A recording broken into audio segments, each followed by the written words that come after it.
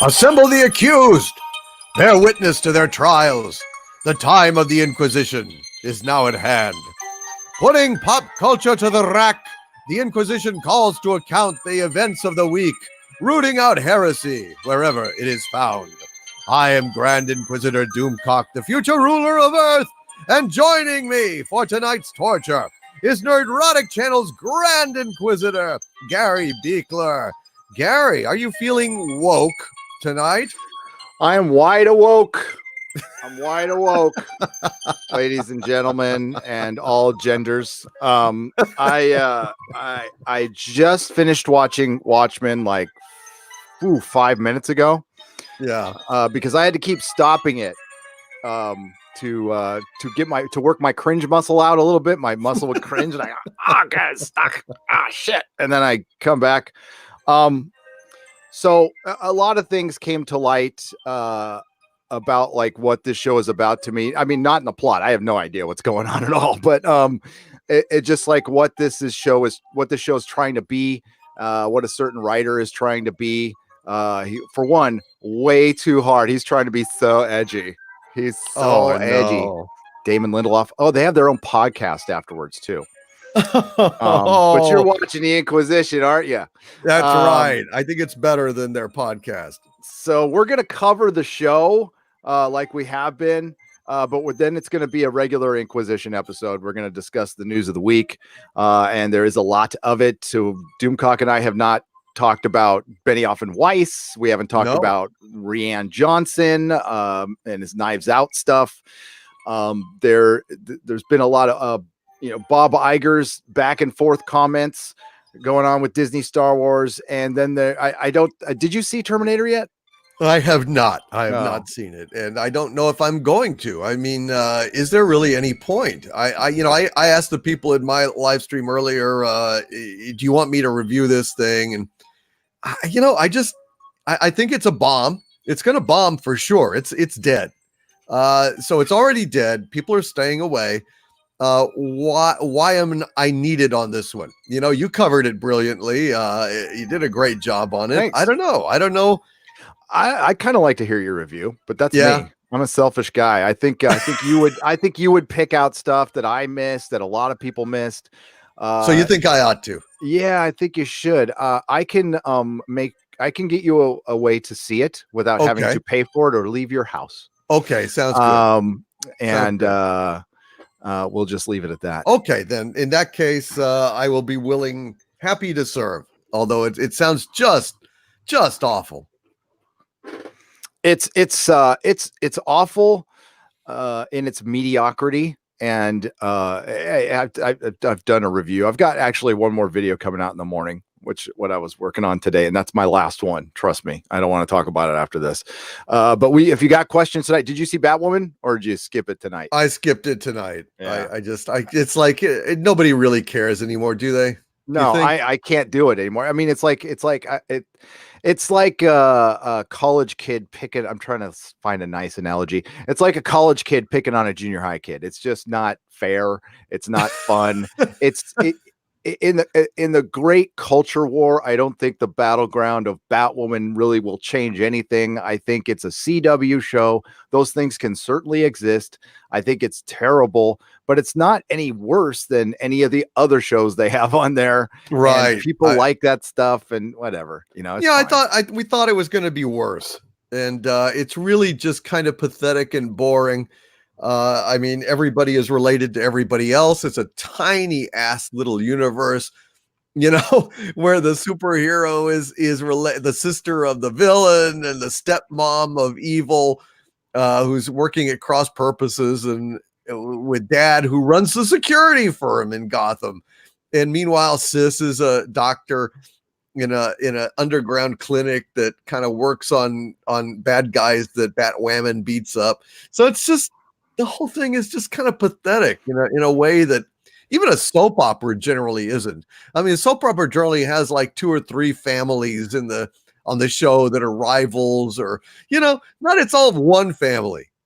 Yeah. Oh my God, Santa Barbara was my favorite soap opera, by the way. Oh, really? CC Capwell. Oh, I such a never great watched soap. that one. I never I watched used that to one. smoke a bunch of bowls and watch Santa Barbara every afternoon. Wow. Yes, it was all right. It was all right. Cruz Castillo. Come on. There's got to be some Santa Barbara Well, I people out there. watched Guiding Light. Oh, that was a good Uh, one too. oh, did you watch Yeah, that? I used to watch my with my nana, with my grandma. Do you remember Roger Thorpe? Yes. You remember the Bauer Oh, Boys and Roger Thorpe? yes, I go way back with the Guiding Light, man. Oh Dude. man, Roger fucking Thorpe. My Oh, it's grandma would smoke Lucky Strikes in the house watching Guiding Light when she was watching me. That was great. Woman lived that till is she was 90 years old too, by the way. awesome. Um, Awesome. okay, so Watchmen.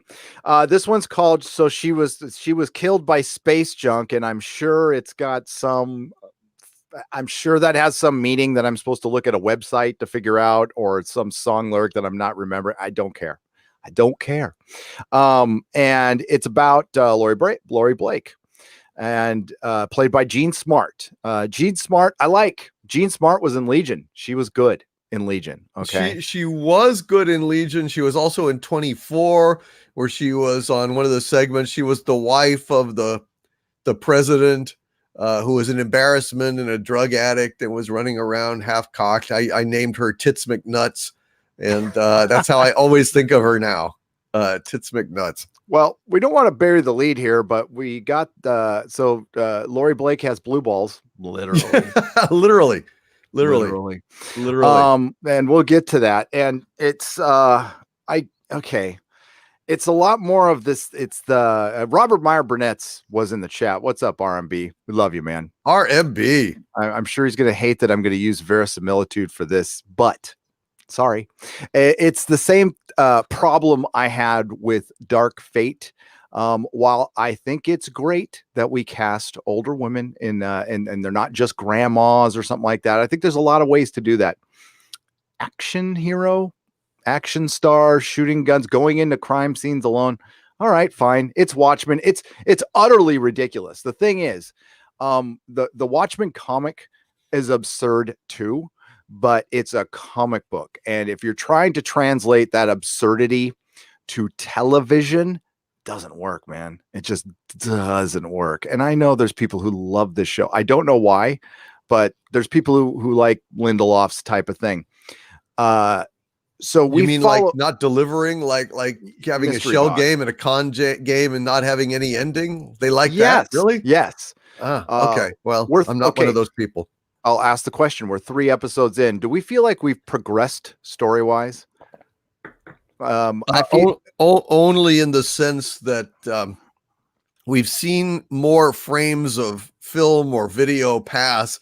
We're not in the same place exactly, but there's no more depth, really. I mean, I will say at least that Jean Smart's character, Laurie, is much more in line with Watchmen than the others, but the others were not at all. So that's not saying much. I mean, we can argue if that would really be the way that Laurie's, Silk Spectre, would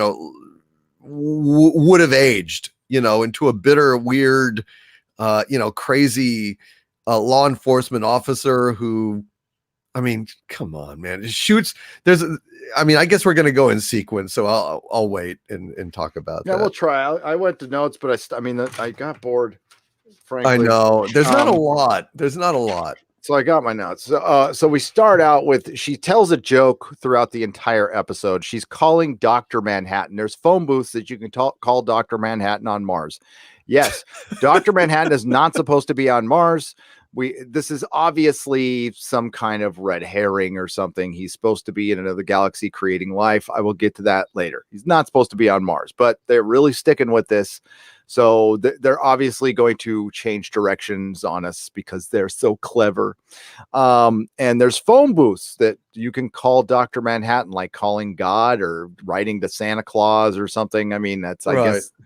So we meet her telling a joke, and it's supposed to remind us, member Barry, of Rorschach, who, according to this episode, doesn't matter. He's in the 80s and he doesn't matter. And We did learn they found Rorschach's journal, however. They did. Yes, and it was, well, third episode in, we got a name of a character, and we do know where the 7th Cavalry has come from. They have become a terrorist organization, a racist terrorist organization. So here's where this falls apart for me. The racism and the police brutality are supposed to be the equivalent to the terror of annihilation through nuclear war. All right, whatever. Racism is a very narcissistic, selfish thing. Why would you? I mean, like, you would have to really explain to me why somebody would want to kill themselves for racism.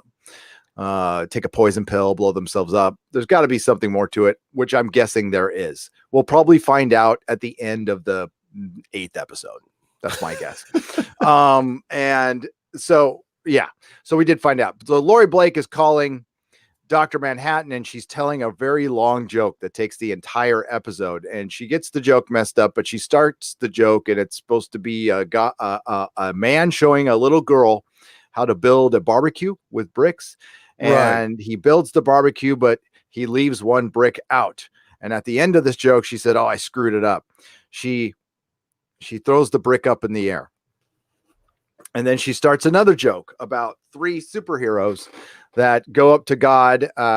And these superheroes are Ozymandias, the owl, Night Owl, and Dr. Manhattan. So in this joke, we find out it's exposition. So we find out about Night Owl. So Night Owl's in jail.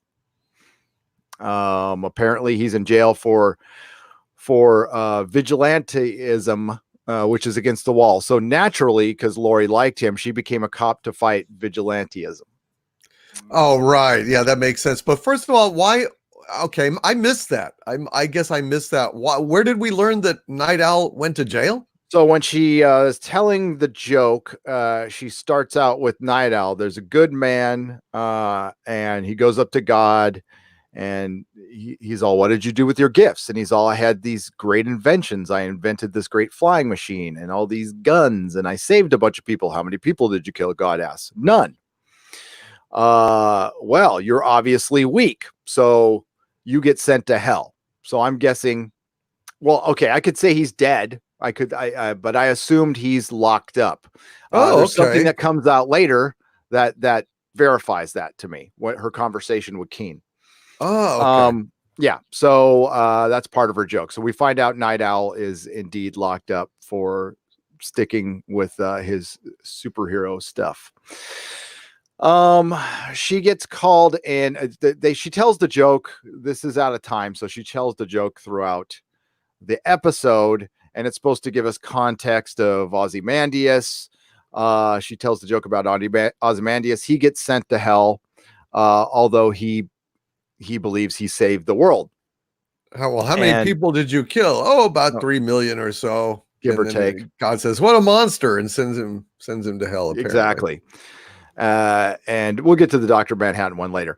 So we get our next scene where there's a bust. Laurie Blake is robbing a bank, and then a Batman character comes in, and it turns out it was a sting to capture the Batman character. When he tries to run away, Laurie Blake shoots him 3 times in the back. A cop comes out later going, how'd you know the Kevlar or whatever would stop the bullets? And she didn't answer, like, "I didn't, because she's Laurie Blake." That's right. FBI agent, badass grandma. So now, while I totally get, like with you, that Jean Smart did a good job. I'm not going to say she did a bad job in this. And I get why she's bitter because of what she knows. That makes sense. But that's how they sting superheroes. And she hates superheroes. She calls the guy a joke. There's so many just like ham-fisted Watchmen references. It's oh God, is there 6 more episodes of this? Is like, do they have to remind us of the other Watchmen 9-10 times an episode? They're They're Easter eggs. trying. They're trying to make it much more Watchmen-y than it really is. I mean, it's all superficial, like in Laurie's apartment, they had the poster, the kind of Warhol-esque poster Yep. of Night Owl, Ozymandias, Dr. Midnight, and then her in the lower right-hand corner behind her head. So it's like, hey, that's Laurie, right? So we were supposed to get it from that. And she fed her pet owl with a mouse. Subtle. Okay.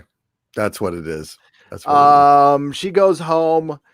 Senator Keene comes and visits her wherever she is. By the way, she's not in Tulsa, but Senator Keene comes and visits her and tells her about Judd and says she needs to come out because he wants to be president, and presidents can pardon whoever they want, including a certain owl who was locked up. So that's what it is. Yeah. That's what it is. Okay. So she's if I got to go to Tulsa, which is the center of this vast conspiracy. This way, we also get confirmation that the cops are only wearing masks in Tulsa. It's the DOPA Act. The DOPA Act, and she even jokes about it. So we get an FBI briefing where the head of the FBI says, well, you know how white people are when people of color get land and money and opportunity in current year. My eye at that. Yeah, that's one of those cringe moments. Sakes. Yeah. I'm like, okay. Okay. Sure. And that's when Rorschach, the guy doing the slides, puts up Rorschach's journal, and the guy running the briefing says, "What would need to see that for? It's not. Is it the 80s? Who gives a crap about Rorschach?" Which, I mean, okay, if we didn't think they didn't give a crap about Rorschach, they told us. So there we go. I guess, but I don't know why they don't. Since studying Rorschach, it would seem to be a prerequisite for understanding these 7th Cavalry. Although really the 7th Cavalry have F all to do with Rorschach. So I guess maybe they realize that. I don't know. Yep. I don't know. And Laurie realized that. Isn't it funny how they're pissing on every single bit of Watchmen that they possibly can? Like Laurie hates, masked adventurers and shoots one in the back, not caring if they live or die. Didn't know that the armor would stop it or not. Just wanted to hurt him. So that's rejecting the whole premise, the fundamental premise of Watchmen. Well, she was one of these, and now she wants to kill it. Rorschach's journal and Rorschach, screw that. That's old news. So that's denigrated. That's down the the crap hole. Our mysterious Adrian Veidt like guy is a maniac, clearly. I mean, I don't know. He's like in Baron Munchausen 2, the Vightening or something, because he's building a trebuchet. Like he says, oh, this is going to change the world. And he's building this stupid trebuchet. I don't know what this is. So stupid. They're making him out like he's become a moron or a brain damaged idiot. I don't know. My belief, we talked about this. I could be wrong. Okay. So because I'm finding it hard to care, but Ozymandias is his story is going to be probably nothing. Like he's going to be. It feels like he's out of time. Or maybe he's still in the Arctic and he's just trying to keep himself busy. So we have a person in solitude trying to entertain himself with people he created. Maybe that's like Dr. Manhattan. Maybe he only exists to like show us what Dr. and I listen, it's early. And again, I could be completely wrong, but this could be Dr. Manhattan's world that he built. He went off to go and it's an experiment or so. I don't know. And again, don't care. So yes, Ozymandias is ridiculous in this. And where was I? So Laurie Blake's got to go to Tulsa. She takes the guy who operates the slide projector because he put up the Rorschach journal, and she leaves everybody else behind. And it's probably actually the smart move. So they have a plane flight and they go over the millennial clock. and it's supposed to be some wonder of the world.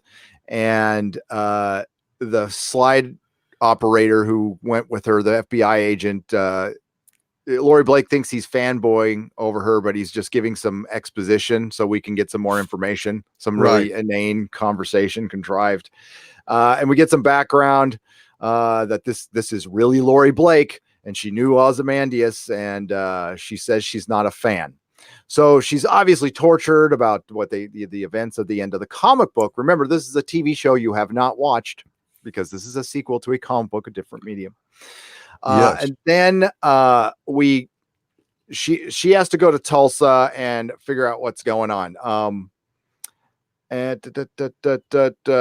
so then she gets to Tulsa, and we see that the cops have rounded up everybody from Nixonville, and they're interrogating him. She wants to go see Looking Glass, fake Rorschach, party balloon, and she runs across Pirate Jenny and the Red Scare.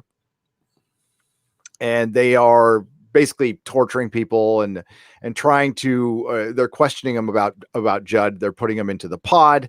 Laurie, and when they push that guy out of the truck and he lands on his face and his hands are tied and everything, and they're roughing him up, and she comes, are your civil rights being violated? And he says, yes, they did this, they did that. And she says, I don't give a crap. So basically, this bitch doesn't care about vigilantes, wants to shoot them in the back. She doesn't care about law and order because this is clearly extra legal and violations of civil rights.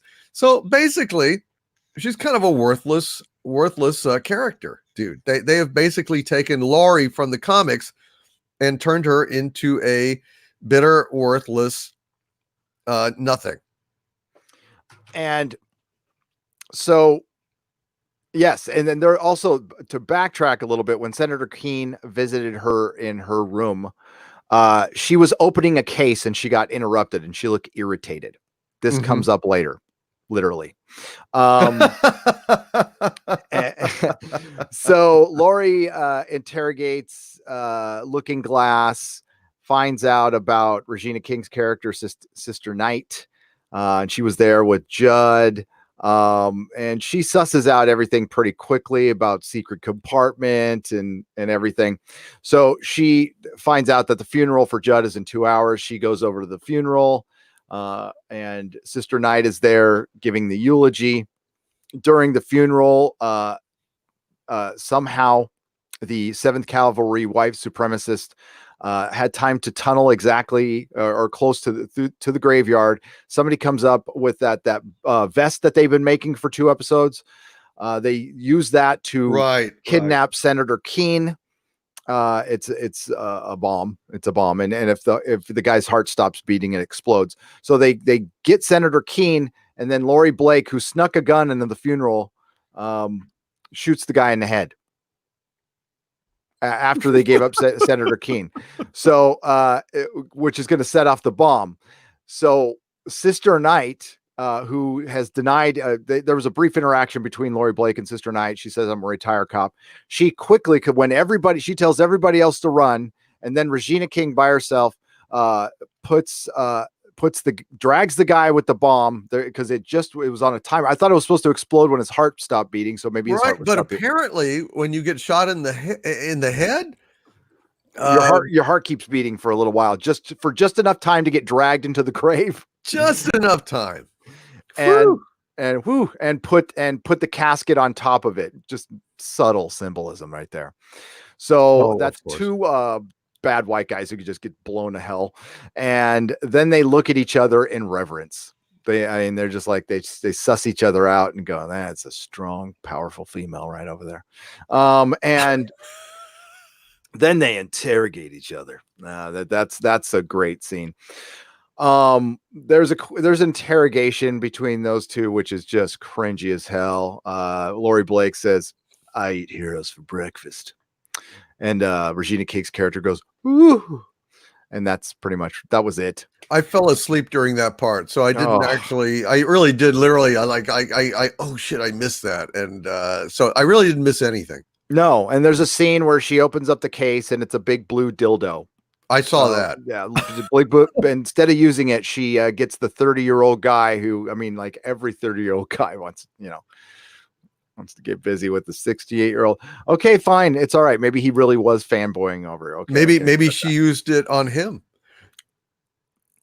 Probably. I mean, Maybe that's it's maybe Hollywood. I mean, that was yeah, the lure. that Hooray makes for sense. Hollywood! But if you Hello. remember, at the end of Watchmen, she is sleeping with Dan quite happily and comfortably, and Dr. Manhattan strolls past them kind of fondly and decides to go and leave them alone and go to make his own galaxy.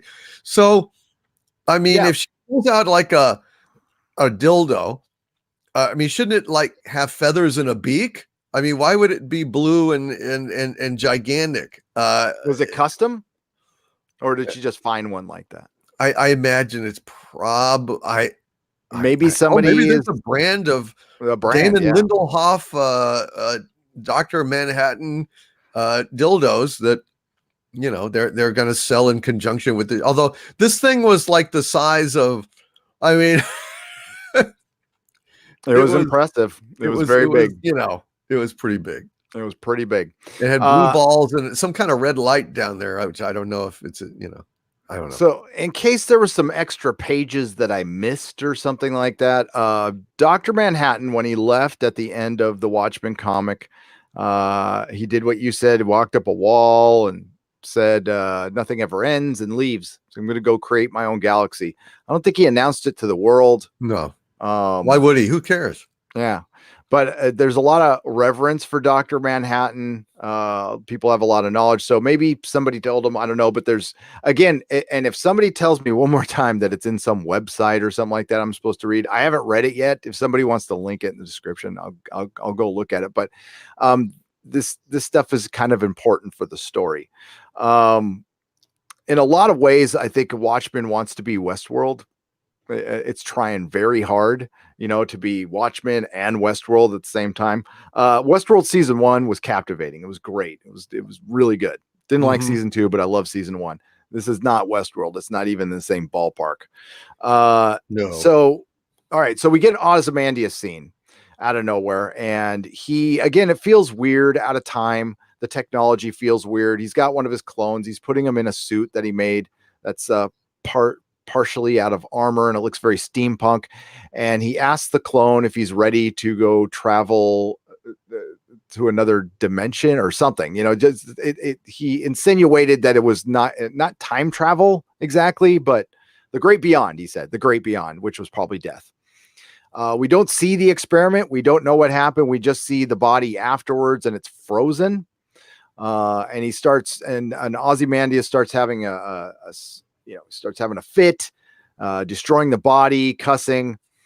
Then we need a tougher skin. So he gets on his horse, rides past the pirate flag from the black freighter that Ozymandias never read, and with a bow and arrow shoots a buffalo, and then gets shot at by the game warden, who's obviously a clone. So he rides off, and then he's meditating. He gets interrupted. Oh, by the way, they're doing his anniversary cake again, and he smashes it on the ground in a fit of pique. And then he meditates and gets interrupted, and there's a letter from the game warden telling him not to do that again, or there'll be dire consequences. And the game warden wore a mask, by the way. Yes, he did.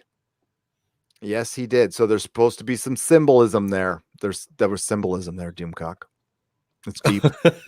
So Adrian Veidt writes a letter in return, has the woman type it just like the German did in the last episode. Again, we have things mirroring each other.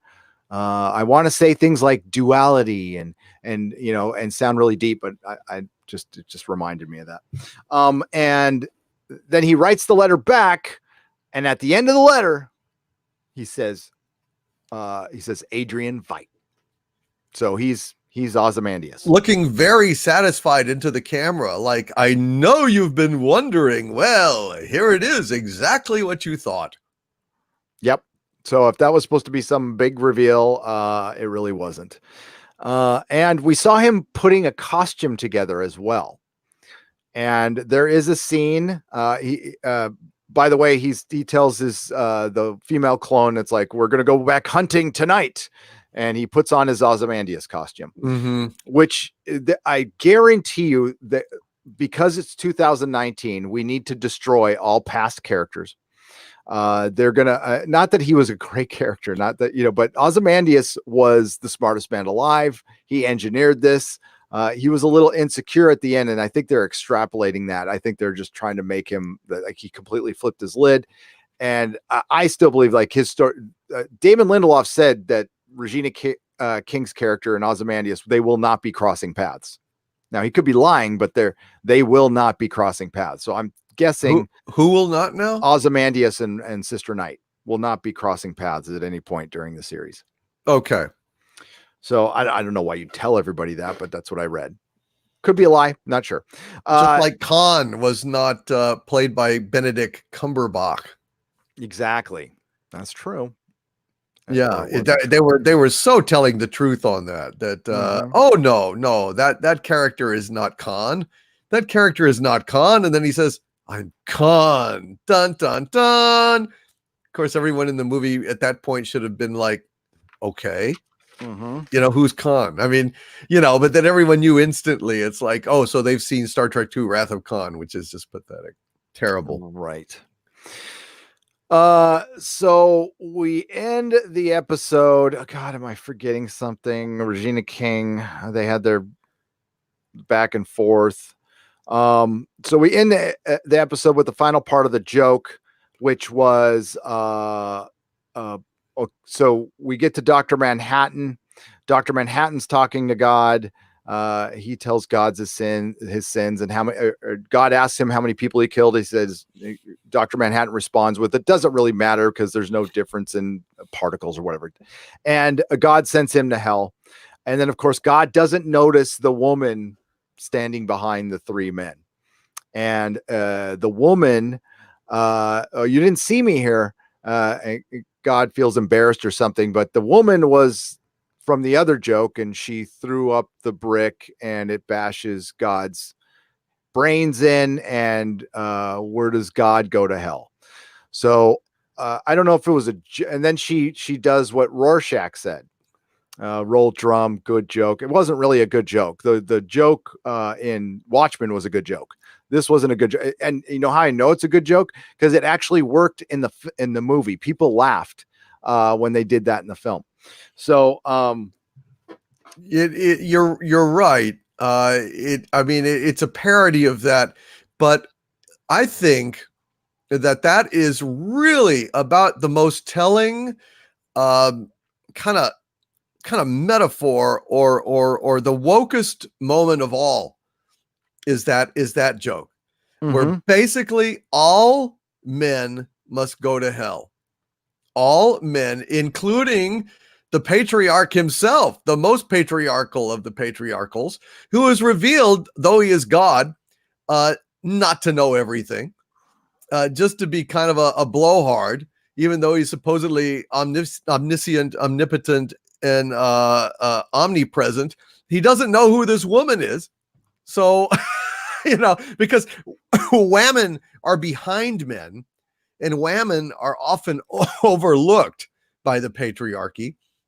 But women are the bestest ever and triumph all the white men, and the blue man, who previously was a white man, but he's a white man under his skin. Let's just get that straight.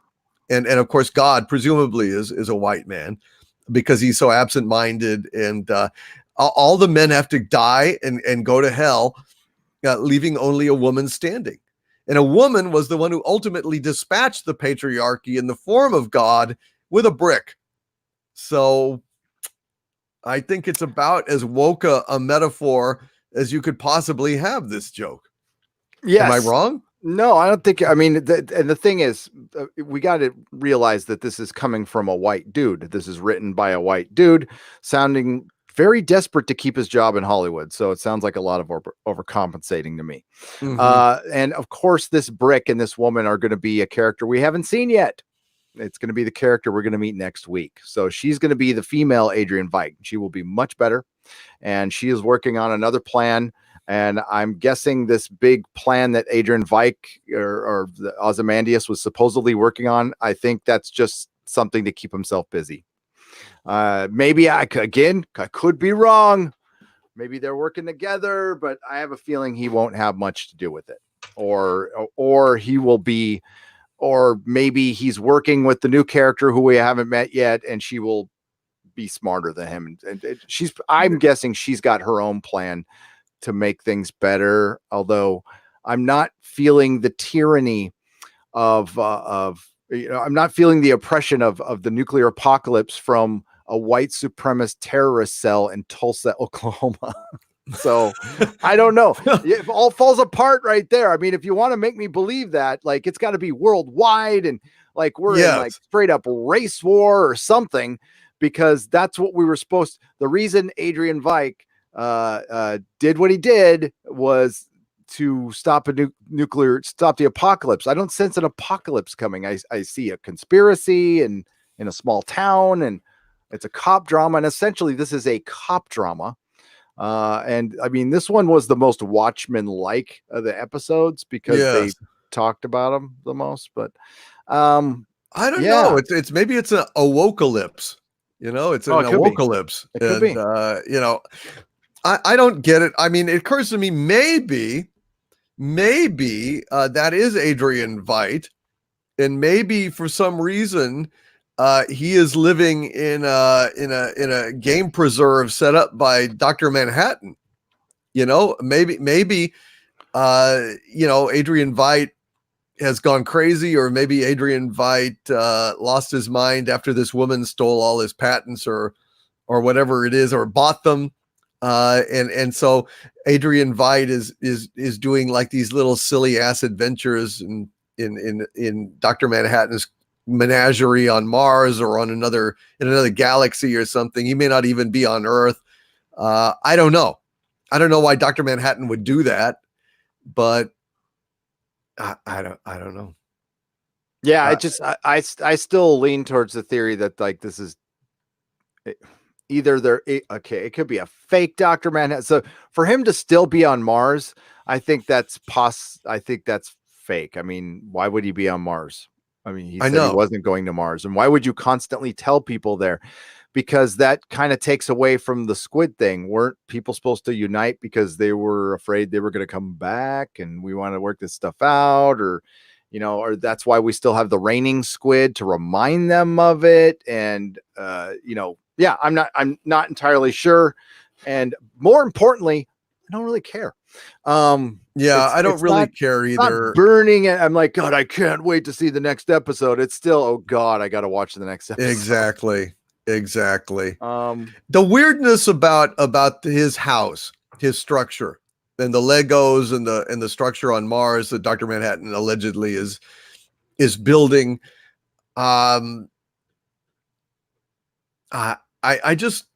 It's almost like the thing is in like Adrian Veidt's mind or something, and Adrian Veidt is insane. I don't know. Or he is insane and Dr. Manhattan went insane. Like maybe even he, maybe his power made him insane in his solitude. Maybe Adrian Veidt saw like another apocalypse coming and wanted another crack at it, and did like Dr. Doom did to the Silver Surfer, and I think it was Fantastic Four number 55, like basically stole his power. Like, what if Adrian Veidt stole Dr. Manhattan's power, but the power drove him insane, and so he's paralyzed in this state of semi-madness in this like artificial reality that he kind of half-assed created, and and so because that's why the characters are subliminally like echoing Dr. Adrian Veidt's mansion there, because it just seems like those characters would have to be parts of his subconscious. Yeah, that's an interesting theory. I like that. That would be way too smart for that. They should have you write it. But Well, I can't imagine how Adrian Veidt could possibly steal Dr. Manhattan's power. I mean, that's a great reach. But I mean, if he did, I think his mind might not be able to contain such a thing unless it was altered, organically, like Dr. Manhattan's was, where he learned to put himself together and learn how to work with the building blocks of the universe and everything. I don't know. Yeah, I do know it pretty much sucks, this show. It's boring. It doesn't seem to be going anywhere fast. It's stretching things out. It's very pretentious and portentous, and I'm not crazy about it. Stupid pretentious. The only thing good about it is the soundtrack. I think it's pretty good. I like it. But all right. So we'll get to some super chats. And we can't forget the little girl from the beginning of the first episode with the Superman origin, who was out in the field with the little boy who had the note that said, watch this boy, or something like that. Right. And then he finds a little girl, and that was supposed to mirror like the destruction of Krypton. So it's supposed to be a super. So she will be a superhero, or maybe she's the one who's helping the other one. But again, we got 6 episodes to solve all this, and it'll all get answered at the end of episode 9. And then we'll all like, whoa, that was so deep. Maybe nothing will be answered, and it's Lindelof doing his old lost tricks again. It feels like superhero shows for the PBS crowd, but we'll see. We'll see. The ratings kind of held steady. It dropped a little bit, but it held steady. But they're not like blowing people away. But it's not terrible either. We will start out with Scott Hudson for $5. Joker, Terminator, Galaxy's Edge, D&D, The Phantom Menace is starting to rack up some wins and losses. R.I.P. Terminator, Star Trek, Star Wars, Game of Thrones, and R.I.P. Yep. I think mostly wins, dude. The Terminator was a good sacrifice, though. I think it really was. I think that thing biting the dust, and again, my next video will tell you how much it bit the dust. It's a victory. Now, listen. I heard some people saying it wasn't that woke, and I will just compared to what? If you want to compare like levels of wokeness, like the worst is comic books right now. Comic books is just by far completely gone. For the most part. If you're comparing them to that, no, it's not as bad as a comic book. Sorry, my dogs are going to be barking for a minute here. But that's okay.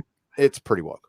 Cardinal Sin for $5. Hail Father Doomcock and Father Nerdrotic DVD and Gary. I believe I've proven simulation theory. There's no way reality could be this stupid. Cardinal Sin for the win. Sin for the win on the second super chat. And third chat, listen, we got the Burnett Network for $10. He said it's like Marvel 2-in-1 here. He said, I'm sorry, I said it wrong. It's like a Marvel 2-in-1 all up in here. You're right. Now, part of the purpose, I might be mixing these up, but part of the purpose for Marvel 2-in-1 was to because the team up books actually served a purpose. One was to introduce characters, and one was to kind of show you where they're at characters, and it was an IP thing. Partially why they did it. God, I gotta find the article I read that in. It's old. Old. I read that in a comic shop news. And I never knew that part of the reason they did that was for IP, or they didn't call it IP back then. But one was to use to introduce characters, and one was done to kind of keep them around. I got to find it. Adam Child Adam Child, $9.99. Dang, I wanted to be the first super chat. Oh, well. You could pretend you were. I should have read yours first. Anyways, hi, Gary and DVD. Hope you both have a great show today. You guys are the best. If you ever need anything, let me know. Your friend Adam. Thank you, Adam. Thanks for jumping on the Patreon and your support, and for the $9.99 super chat. And yeah, man, we Adam's appreciate. awesome. Yeah, Dude, thank you, Adam. You're awesome. we appreciate all your guys' support, especially Absolutely. through these troubled times, which aren't so bad, really. I mean, the entertainment sucks, but we have each other. We do have each other, but oh my God. I mean, Terminator biting the dust and Rusev Soy Woker about to, detonate like a big flaming bag of poop all over our house. It's kind of dark. It's kind of dark, but we do have each other. That is the bright spot, the silver lining on that cloud. Yeah. I mean, when dust settles, and if somebody will inevitably will ask the question, well, what would you rather have, a good Star Wars and no Phantom Menace? And I'm like, I don't know. No, I'd rather have Phantom Menace. That's yes, me. I think yes, absolutely. And the people, not the purpose, the people. Dang, I wanted to be. By the way, Adam Child says, DVD, got my kit and posted a pic on Twitter. Thanks. Awesome. I can't wait to see it. That is fantastic, Adam. I'm glad I hope it was worth the wait, my friend. Oh, and can I get some F's in the chat for Doomcock hitting 70,000 subscribers? Thank you. Thank you. Amazing. The last few days in a row, I've hit like 1,000 subs a day, dude. So, I mean, it was like 67 just like 3 or 4 days ago, and it's up to 71 now. So, holy crap. Yeah, we've been blowing up, dude. I think there's it's been crazy. It's been crazy. I'm very grateful. Thrilled. I had to do my AA story earlier today. By the way, I just took that. It was unlisted for a while, but I just made that thing private. So I will probably put it on my website for a little while for anybody who missed it, but I can't keep it up for obvious reasons. But that was interesting. I got some listen, I got a ton of support, but I got some shots too, which I was expecting, which is fine. Oh, really? Oh yeah. It's the internet, baby. It's all good. It's all good. I'm prepared for it. One thing Freddie Prinze said that was wise was, I'm older than he is, but he said, I'm over 40. Mean tweets don't matter to me. And they don't. They really don't. No. Norwegian Kryptonian for 109 Norwegian crowns. Hill Doomcock. What if someone failed to name the childlike empress and the nothing swiped out all of humanity's imagination, and now we're stuck in this rebooted hell? Shine on. I'm sure I've had a couple of acid trips where I thought that. Norwegian Kryptonian back in the 80s. There's no way for us to know. There's no way for us to know or not to know. We would have to have a Guinan-like awareness that transcends time and space. Like, she knew that the Enterprise C had altered, the entire timeline by coming back through the rift, and knew that they had to go back to set things right because the Federation was at war with the Klingons. But barring that, we'd never know. So, this could be an alternate universe that just went awry. Probably Jar Jar Abrams is at the core of it. I was going to say Michael Burnham, but maybe we have oh God, they'll probably do it. Never mind. I don't want to give these people ideas. Don't even. Yeah. We don't want to make their job easier. Yeah.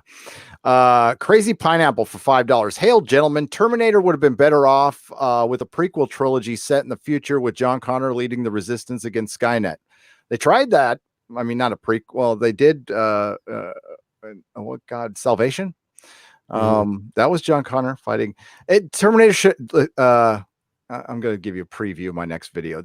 Aside from the woke marketing, Terminator did not work because it wasn't directed by James Cameron and Arnold wasn't under the age of 50. We'll say 50. That's why it will never work unless you can de-age Arnold, which I guess they can do. I can't wait till they do that for. They're going to do that for an entire movie soon, and my vote is. If Disney, if you want to do something right, de-age Indiana Jones, Don't give us an old ass Indiana Jones. Don't recast it. Give us one more with practice with your de-aging technology.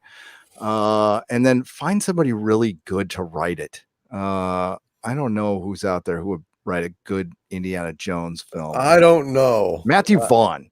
Get Matthew Vaughn. He would. He Yep. would. Oh yeah. X-Men First Class I thought was extremely good. Yep. Kingsman. Yep. Layer Cake. Oof, great movie. Yeah. No, he'd do a good job. Absolutely. Any guesses on how many viewers Watchmen loses this week? Tim Jacuzzi for $2. I'm gonna say it lost very few. Really? It lost like 10, not even 10%, maybe. Usually it's 30. I'm guessing another 10-15%. The way Lindelof and Jar Jar Abrams they have figured this is part of the pyramid scheme and the shell game that you called it. Yeah. It keeps you intrigued. It keeps normies intrigued long enough. Because there's no way you could know what's going on. And you have to be like up to date on a lot of people have read Watchmen, but maybe not recently. You would have had to have read every word of Watchmen recently, like right before the first episode started. And I'm glad I did. And I don't catch everything. But listen, a lot of YouTubers cheat too. They have research staffs and stuff like that. Right. Doomcock and I do not. No, we have our own Google. But yeah, there's tons of Easter eggs I didn't miss. If I do a video review, which I might, it'll take a couple days though, because I'd have to really research it. And then I'd have to care. And that's the hard part. That's the really hard part. I don't know that there's all that much of Watchmen in it, honestly. At least not the first few episodes. This one maybe had a little bit more, but and you didn't talk about when she comes out of the phone booth, the blue to Mars phone booth. I'm an idiot. The car drops down and almost hits her, Laurie. And then she takes that as a sign from Dr. Manhattan or something. She looks up at Mars, which is conveniently placed right there, redder and bigger than I've ever seen it, but that's okay. And then she starts to laugh like he cares or something. I don't know. But I don't know if that was Lou Gossett Jr. car. That's what I thought it was. I thought he was in the car and his body was flopping around in there.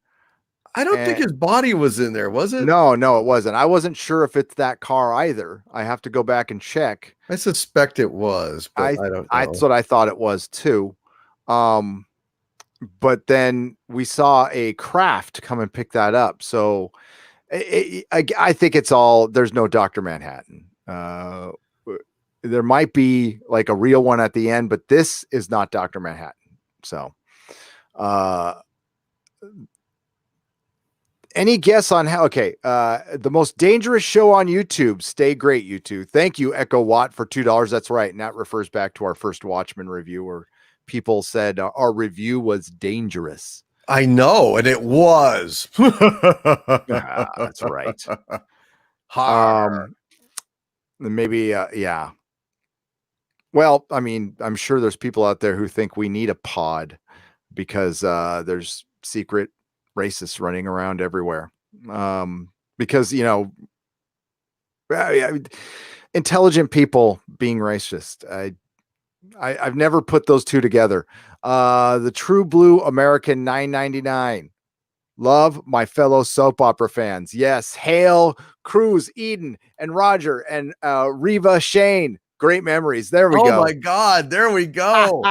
Roger Thorpe, who was, when he would get with Rita and hate Ed and Mike, it was great. And then in that conclusion where they went to South America and he was running through the woods with Holly and, in the jungle and he comes to the cliff and almost pulls Ed Bauer over the edge with him when he slips and Ed's trying to save him. And he does the villain thing of hating him so much. From hell's heart, I stab at thee, and tries to pull Ed over.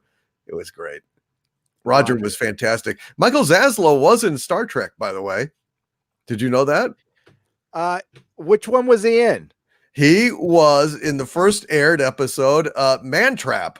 He was I did not know that. Darnell, who is the blue shirted crewman that goes off with the salt vampire and is the first victim of the salt vampire. Wow. Look at that knowledge. Michael Zaslow. Was that a Guiding Light book with Michael did Michael Zaslow write a Guiding Light book? Oh, I'll check. Oh, I'd love to get that. I just saw it in the corner. It's just as you like, you don't have to pull it up again, but it's Guiding Light, Roger Thorpe. Details about sealed 1994 Guiding Light soap opera, Roger Thorpe, the Scandal Years VHS. No, it's a tape. Oh, okay. Oh, I'd like that. I'd love to see Roger all his again. best Scandal episodes. Oh, outstanding. On VHS. Do you have a VCR? I do. I got to get one. God damn. Yeah, I've got it left over. I mean, it's in questionable shape, but I do have one. I'm sure you can still buy them somewhere. I'm sure some specialty, boutique probably sells them, don't you think? Probably. Oh yeah, they gotta. Captain Jethro for $4.99. Just a quick hail to the chat. Congrats to Gary and DC on their subscriber numbers. Subscriber numbers continue to increase. They do. Thank you. Never taken that for granted. Hell no. Thank you. No. By the way, if you haven't subscribed, if there's some people out there who haven't, please consider hitting the subscribing and then hitting that bell and liking and sharing the video, because it helps independent content here on YouTube, because we are competing against ABC, NBC, just giant corporations, Disney. Yep. And that's what YouTube is given the priority right now, unfortunately. Yep. It's turned into CorpTube. Matt G for $1. Thank you very much for the donation. I appreciate it. Matt G, good to see you. Brother Malachi for $5. This blatantly defies Doomsday Clock, where Dr. Manhattan is causing shenanigans in the DC universe. Yeah, I don't think they have much to do with each other. There was a comic where Dr. Manhattan was doing Doomsday Clock. It's a series that's been going on for the last year, and he's recreating the DC universe. Oh boy, I'm sure Alan Moore just loves that. Yeah. Oh, he hates DC now. He really does. I don't know what he's writing a novel. Alan Moore is. I think he's said he was retiring from comics. I don't blame him. Ruthie's here. Star Wars for Life, Jeremy's Instagram fan page, $4.99. Hello, I am listening to your stream because I'm always working on Sundays. Oh, but I am enjoying it so much. Have a great stream. Thank you, Ruthie. Ruthie's brilliant. She's always sharing my stuff, Jeremy's stuff, everybody's stuff. She's a great member of the Phantom Menace, and she really is. She's like the nice part of the Phantom Menace. Got to meet her at San Diego. She was cool as hell. Oh, nice. Yeah, she's really sweet. Thank you, Ruthie. I'm glad you're listening. It's always an honor to get tweeted out by you, and you're just a really sweet person. Thank you, Ruthie. You're the bee's knees, Ruthie. You are.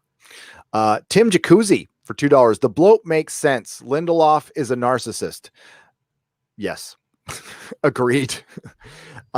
Major. I mean, like, everybody in Hollywood is, okay. There's varying degrees. Listen, YouTube, okay, I'm not gonna fucking, throw stones in glass houses here, but the dude really is. He shopped in my booth at Comic-Con one year. Yeah. Oh, really? I didn't realize it was him at first. So so I just I didn't treat him like a dick. I didn't like I wasn't a sycophant. I'm like, he handed me a toy. I'm like, here, thanks, dude. Have a good day.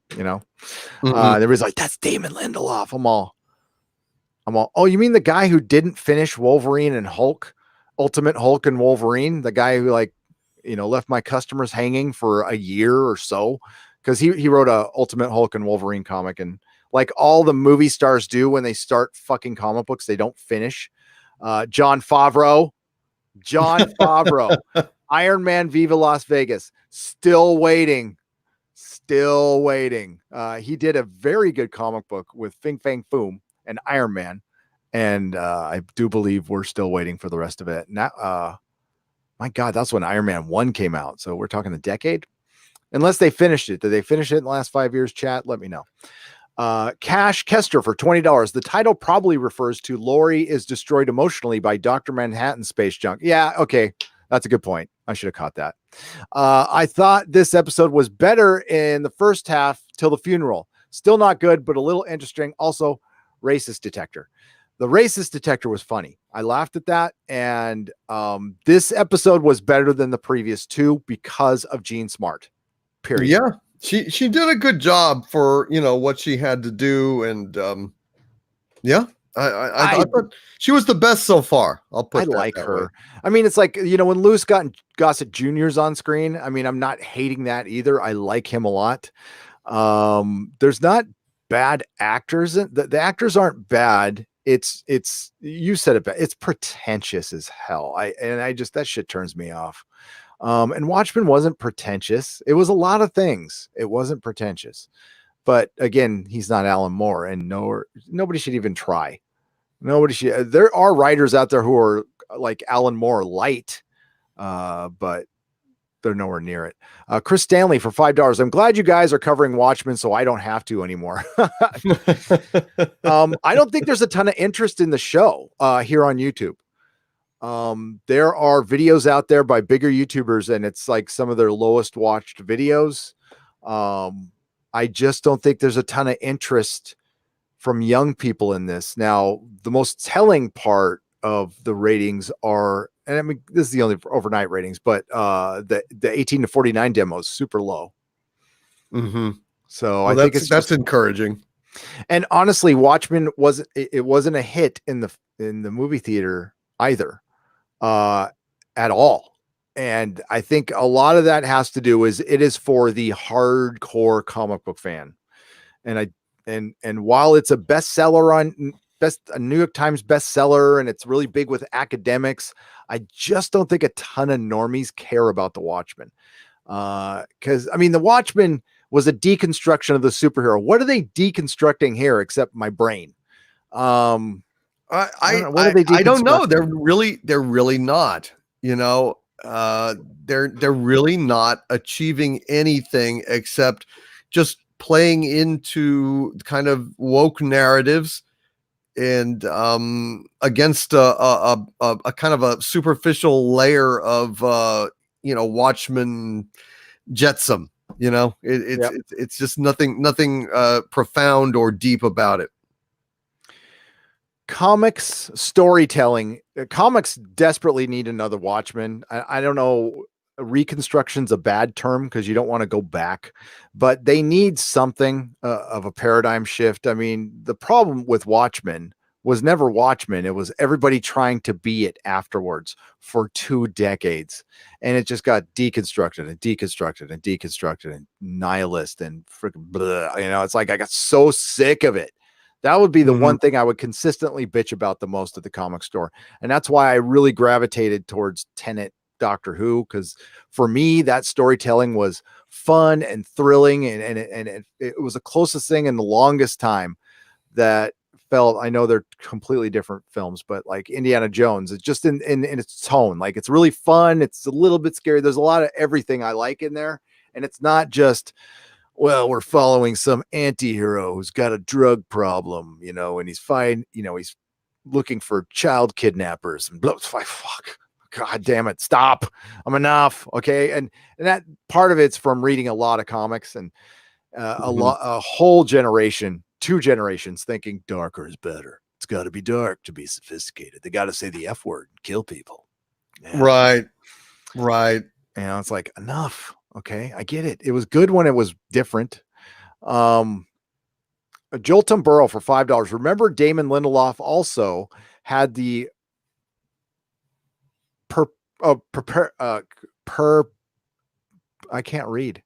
Both he had perpetrator. My brain was not working right there. Damon Lindelof was also the perpetrator behind both Prometheus and Star Trek Into Darkness.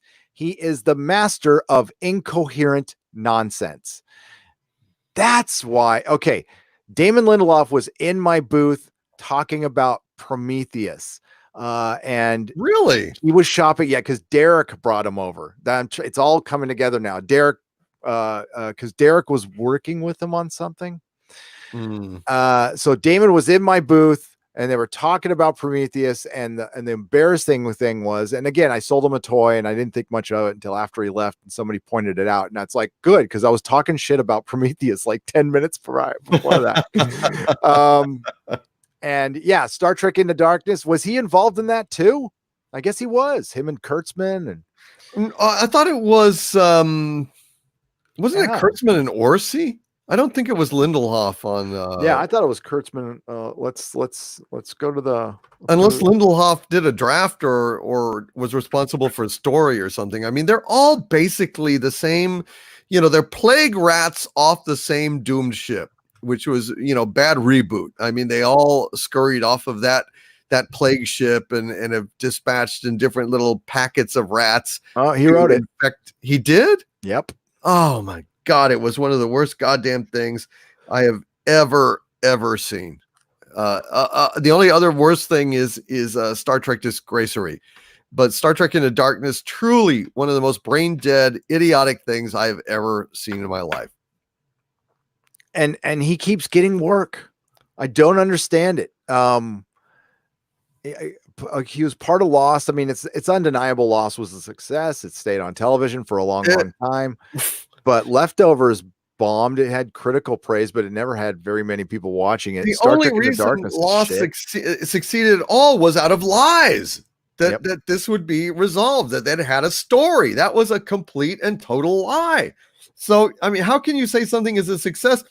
That's like saying, Ma and Pa made the successful deal with this city slicker who bought the farm and then, absconded with the title and deed and left an empty suitcase of money. I mean, it was empty. The deal was concluded with an empty suitcase. So I don't see how in any real regard it can be regarded as successful. I think it is one of the worst low watermarks of television because it had no integrity whatsoever. None. It had no story, no intention of telling a story, a complete lie from start to finish. Even worse than stupidity, dude, because at least a stupid show, maybe they did the best they could. Maybe they were just stupid writers. But this, they didn't even try. That's why I hate it so much. And it's probably because they didn't have an ending in mind, and there was a lot of reasons for it. But I can't. I mean, I dipped on the first season. I was like, I don't care.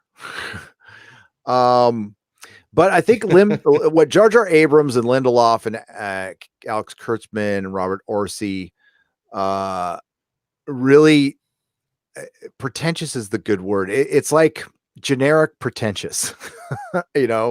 That's what they make. And maybe people feel like, oh, I'm so cool by watching this. And listen, a lot of people, Watchmen's almost one of those books. I know a lot of people read it and said they like it, but I think a lot of people bought it, never read it, still said they liked it because it's like, to read Watchmen back in the 90s and stuff. It was the cool kids read Watchmen. Oh yeah. Trekker T for Canadian $5. Hi, Gary and Doomcock. Sorry, not about Watchmen. Have you watched the Den of Nerd video starting his own Phantom Menace group called First Order? Oh, we're going to talk about that. Let's talk about a little bit about that now. I'm not sure if you're aware. I was just made aware of it. I was not. There's a couple of groups out there trying to create groups equal to the Phantom Menace. One is I don't know about the First Order. I do know about the TLJ gangbang. And Jeremy kind of made me aware of that. And it's a Twitter thing, so I'm not going to, listen, I spend 1 hour a day on Twitter. That's it. It's Twitter's a time suck. It's terrible for my creativity. And I don't want to get in arguments with people I can't see. So I just don't bother.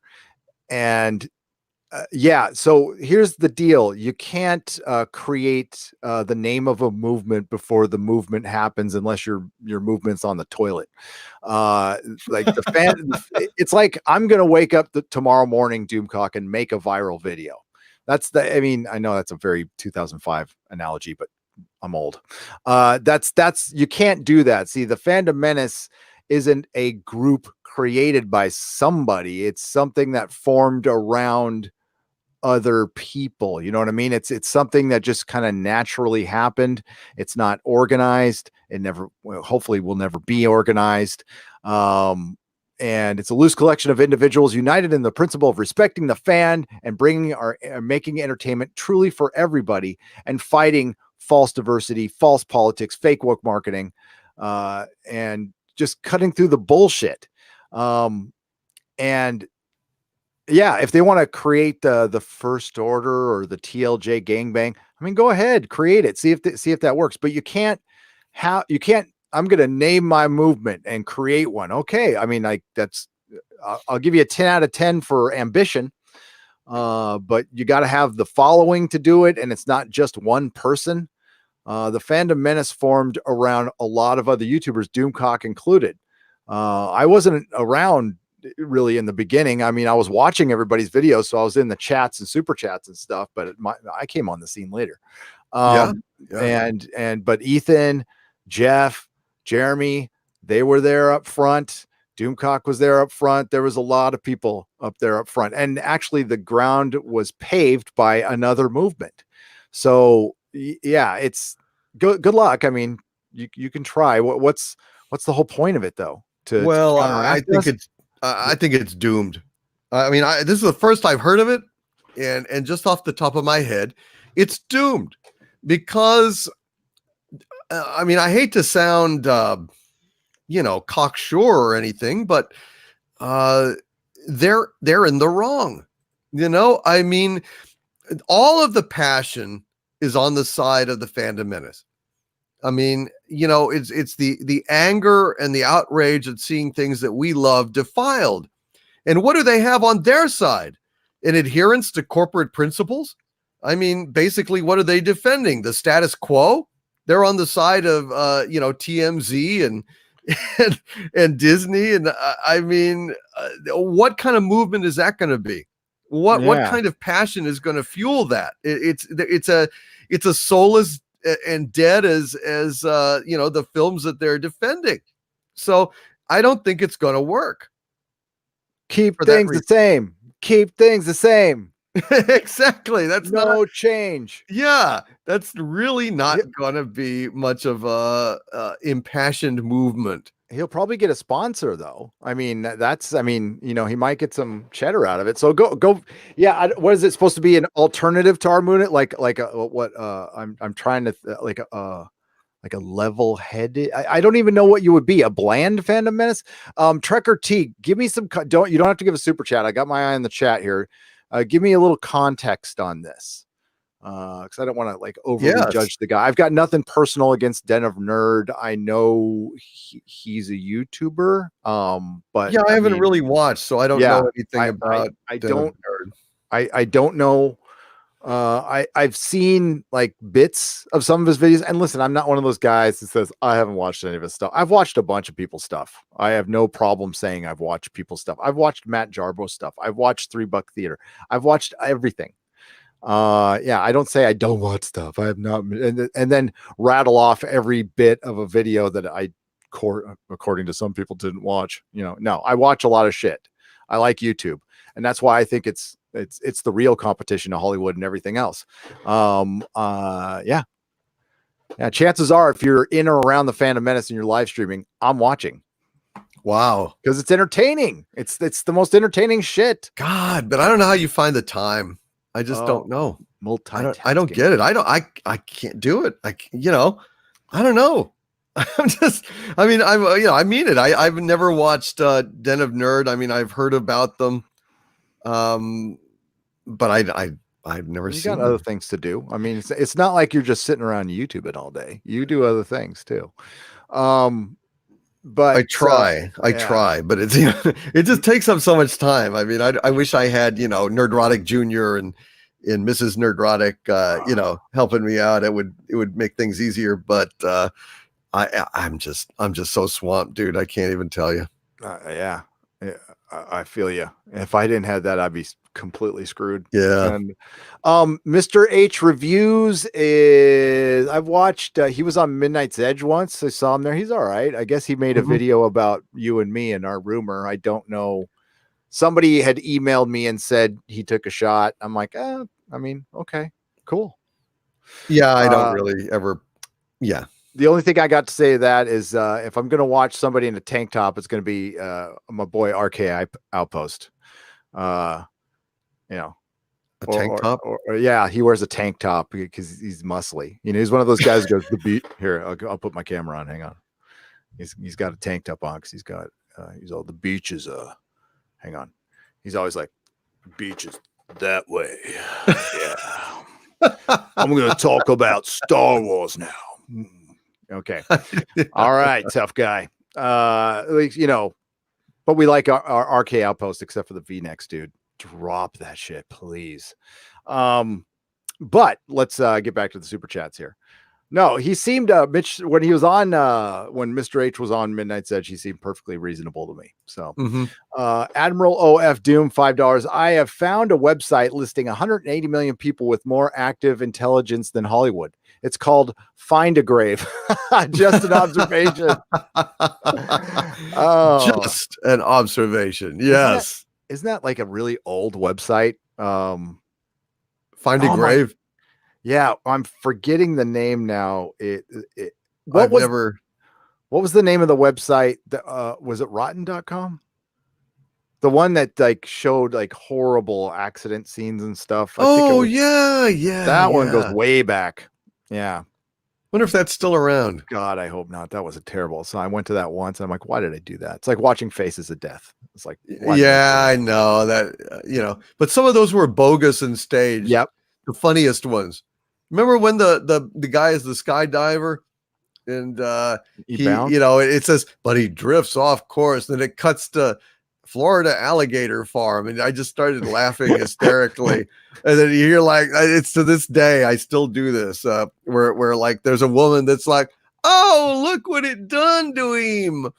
It just makes me laugh. I love that so much. Yeah, I remember.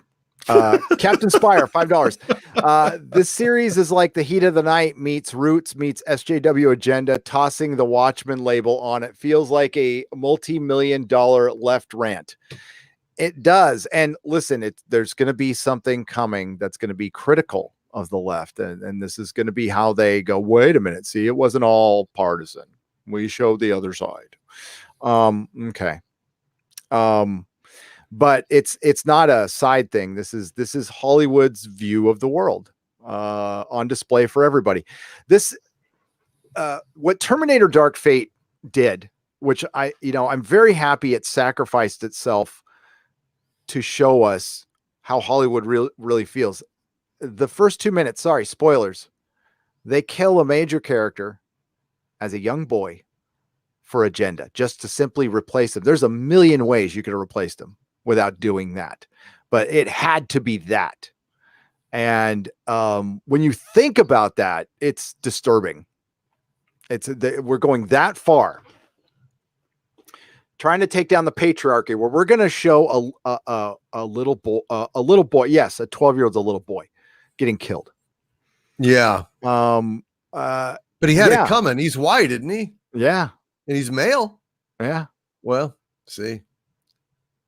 Foul. And the only question I have is, I think all things in art should be equal. Everything should be allowed. I'm not saying it shouldn't be allowed, but if somebody in the next couple of years does that to a little girl in a film, and it's fake. I mean, we all know it's fake, but of course, still won't matter. It'll anger some very insecure people with blue check marks on Twitter who have way more power than they should have. This is SJW NPC Wet Dream and what they want to do to their opposition. Yes, Drackle 6-5. they're making up a villain who, I mean, we can, the thing is, they try to sway the argument against us like we're defending white supremacy. No, it's bad. So is killing, breathing is good, and so is eating food. But it's just not equivalent to the backdrop of the original Watchmen, and they know it. The thing is, after watching the third episode, the only defense I can come up with is that's the only villain they're allowed to show anymore.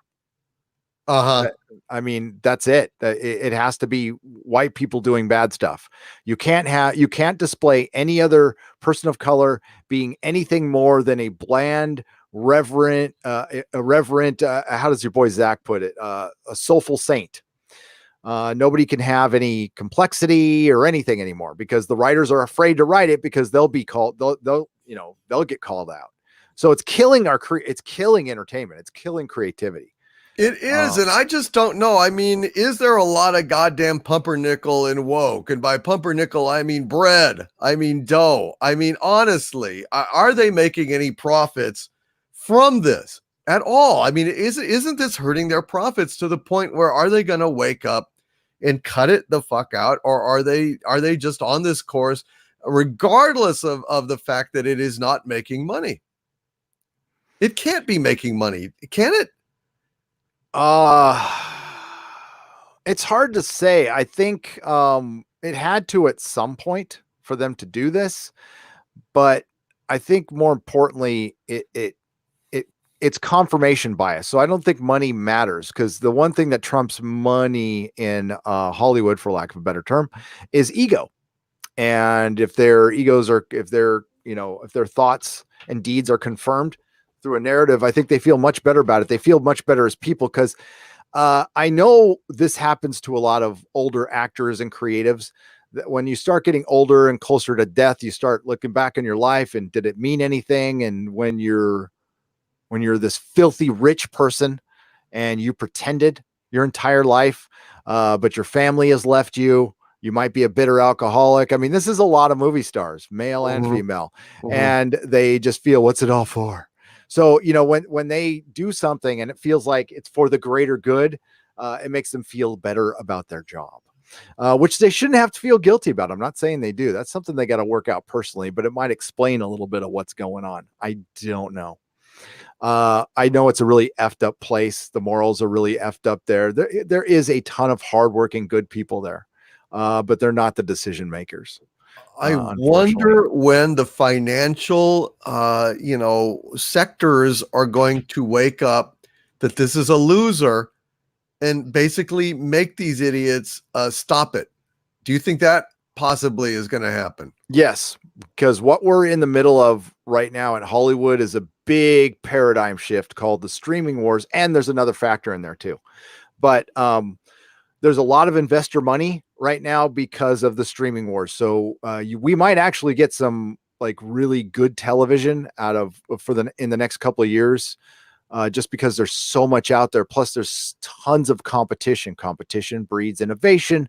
So we might get something really good as long as they stay away from woke. This should have happened already. Unfortunately, we've already gotten some good shows, but nobody watched them. So for those of you who have been critical of Doomcock or myself for being too negative, we praise the hell out of Counterpart. We tried to get everybody we could possibly find to watch that show, and nobody watched it. It was great. It was great. And I really am so grateful that they had that episode kind of laying out everything that happened finally, but I think they knew the end was near, and we saw what happened, and it made sense, and it was good. And I feel like I got closure, I mean, at least they left it in a place where, okay, this is a complete story now. Yep. I mean, we can tell it, and it doesn't matter if there's no more. Patriot was the same way. I don't know if you've seen Patriot yet, but it's on Amazon. Really good show. You will love that show. You will love it. It is like such a delicate thing. It is a weird, quirky, compassionate, sometimes brutal, just an amazing show. There really isn't another show like it. I think you would really like it. You should take the time to look. And it ended after 2 seasons, but I think it was a good ending. And I think ultimately, I think that final shot brought the whole thing to a close, even if they didn't know that it was going to be the last shot. I thought it was fantastic. I will have to check it out. There's so little good out there. I mean, I go back to my, Doctor Who and stuff, but Doctor Who. Fuck. Oh man. Nerdrotic plus Doomcock better than your cable package, says Orville Nation for $5. Why, thank you very much. I appreciate that. Orville Nation, you're better than, you guys are way better than cable. Tom Brown for $5. Hail Gary and Doomcock. It's Godzilla's 65th birthday today. Happy birthday, Godzilla. Oh man, happy birthday, Godzilla. And I just want to send some love out to Farvithia Forever, who sent me this Criterion collection of all the Godzilla. It's brand new. It's a giant, kind of looks like a graphic novel. Have you heard of it? It's got every Godzilla from 50. Robert Meyer Burnett was talking about it. 54 to 75. And I've got them all. Thanks to Farvithia Forever. Thank you, my friend. If you're listening out there, wow. I was blown away. Oh man. Blu-ray. It's Criterion Blu-ray. Dude, that's brilliant. I love Criterion. Remastered everything. McKinney 90 for $5. Hail Lord Nerdrotic and Lord Doomcock. Congratulations on 70,000 servants that will survive the destruction once our Lord pushes the button. Yes, thank you, my friend. I appreciate that. RR for $4.99. Hail Gary and DVD for punishment. May I suggest we lock Lindelof in a room with the Doom Squirrel. Whatever is left, for hate's sake, put it in the Iron Maiden. The Doom Squirrel. Death by Doom Squirrel. He's ready. He's willing. Sabu is angry and ready to strike. And we'll read a couple more and then we'll get to some news. Love you guys. As much as they try to stop the Phantom Menace, we just keep getting stronger. We will not give up for our myths and our culture without a fight. Joan of Arc 33 for $19.99. Thank you. And it's just, this party's just getting started. Joan of Arc 33. Mm-hmm. Tyrone Beard for Australian $5. You smacked me right in the feels today, Gary, with your AA vid. Been there. And Doomcock, you're awesome, brother. And congrats, mate. Hail to the chat. Hail, brother. Thank you. And then this one, 200 watt stream, $5. Gary, I saw 3/4 of your AA stream. God bless you, man. Thank you for sharing your story. You are welcome. You are welcome. Thanks. I'm sorry you didn't catch all of it, but if it goes back up again, I'll let you know. But it went on way too. It was supposed to only be like an hour, and it went for like 2. Yeah, I need to hear that at some point. I wasn't aware you were doing that, so I didn't know. I was supposed to do it Saturday, and then I couldn't because some stuff came up, and I'm trying to work out getting Anas his money. So I finally spoke to his lawyer today. And what I'm going to do is just hand the GoFundMe over to him. So the GoFundMe will be out of my hands tomorrow morning, 7 a.m. my time. I got to be up and give him, pass it over to him. And then it's off to the races. So that will be done, which is good. So just hashtag justice for Anas. So the news of the week, let's start out with we'll start out with the oldest news first. Doomcock, I have not heard your thoughts on Benioff and Weiss leaving. Quitting Star Wars, getting fired from Star Wars. I've heard my personal sources at HBO told me he was fired. They were fired. That I believe Vanity Fair came out and said that as well, backed that up. They said they quit. It doesn't really matter. What are your thoughts on that? Well, I didn't really say anything at the time because it struck me that it would be impossible for us to prove that they didn't leave for exactly that point. I mean, like a $250 million Netflix development deal is substantial. It's quite substantial. So I could see that. I mean, I personally believed that they were canned. but I figured I'm just going to keep quiet on this because I can't prove a damn thing, and I don't think that we're going to be able to prove anything. But apparently they were fired, which is very fascinating to me because it's like Kathleen Kennedy has not really been all that interested in quality control on Star Wars. Yeah. You know, so the fact that they laid an egg on Game of Thrones and the fans are up in arms, what do they give a shit if when have they cared that the fans were up in arms? You know, so I'm a little bit surprised. And I Yeah, just not like they've cared at all about fans, Phantom Menace. So exactly. So I don't. I'm kind of does this point to a larger story, an internal shift inside of Disney, where Iger is basically all too keenly aware that there is no joy in Mudville and hell bent to fix it. You know, Feige coming in is another kind of canary in that particular coal mine. I think maybe they've learned their lesson, even though they're still posturing. Maybe they've learned their lesson, and maybe now they're kind of afraid of us.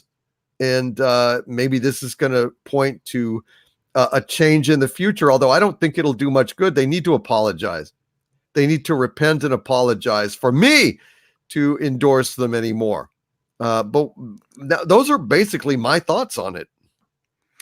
agreed. David Benioff and why I mean, I didn't have a source in HBO, so I mean, the fact that they said they got fired, that's pretty good proof. they apparently it was since May. I can't confirm any of this, and it doesn't really matter because they're gone.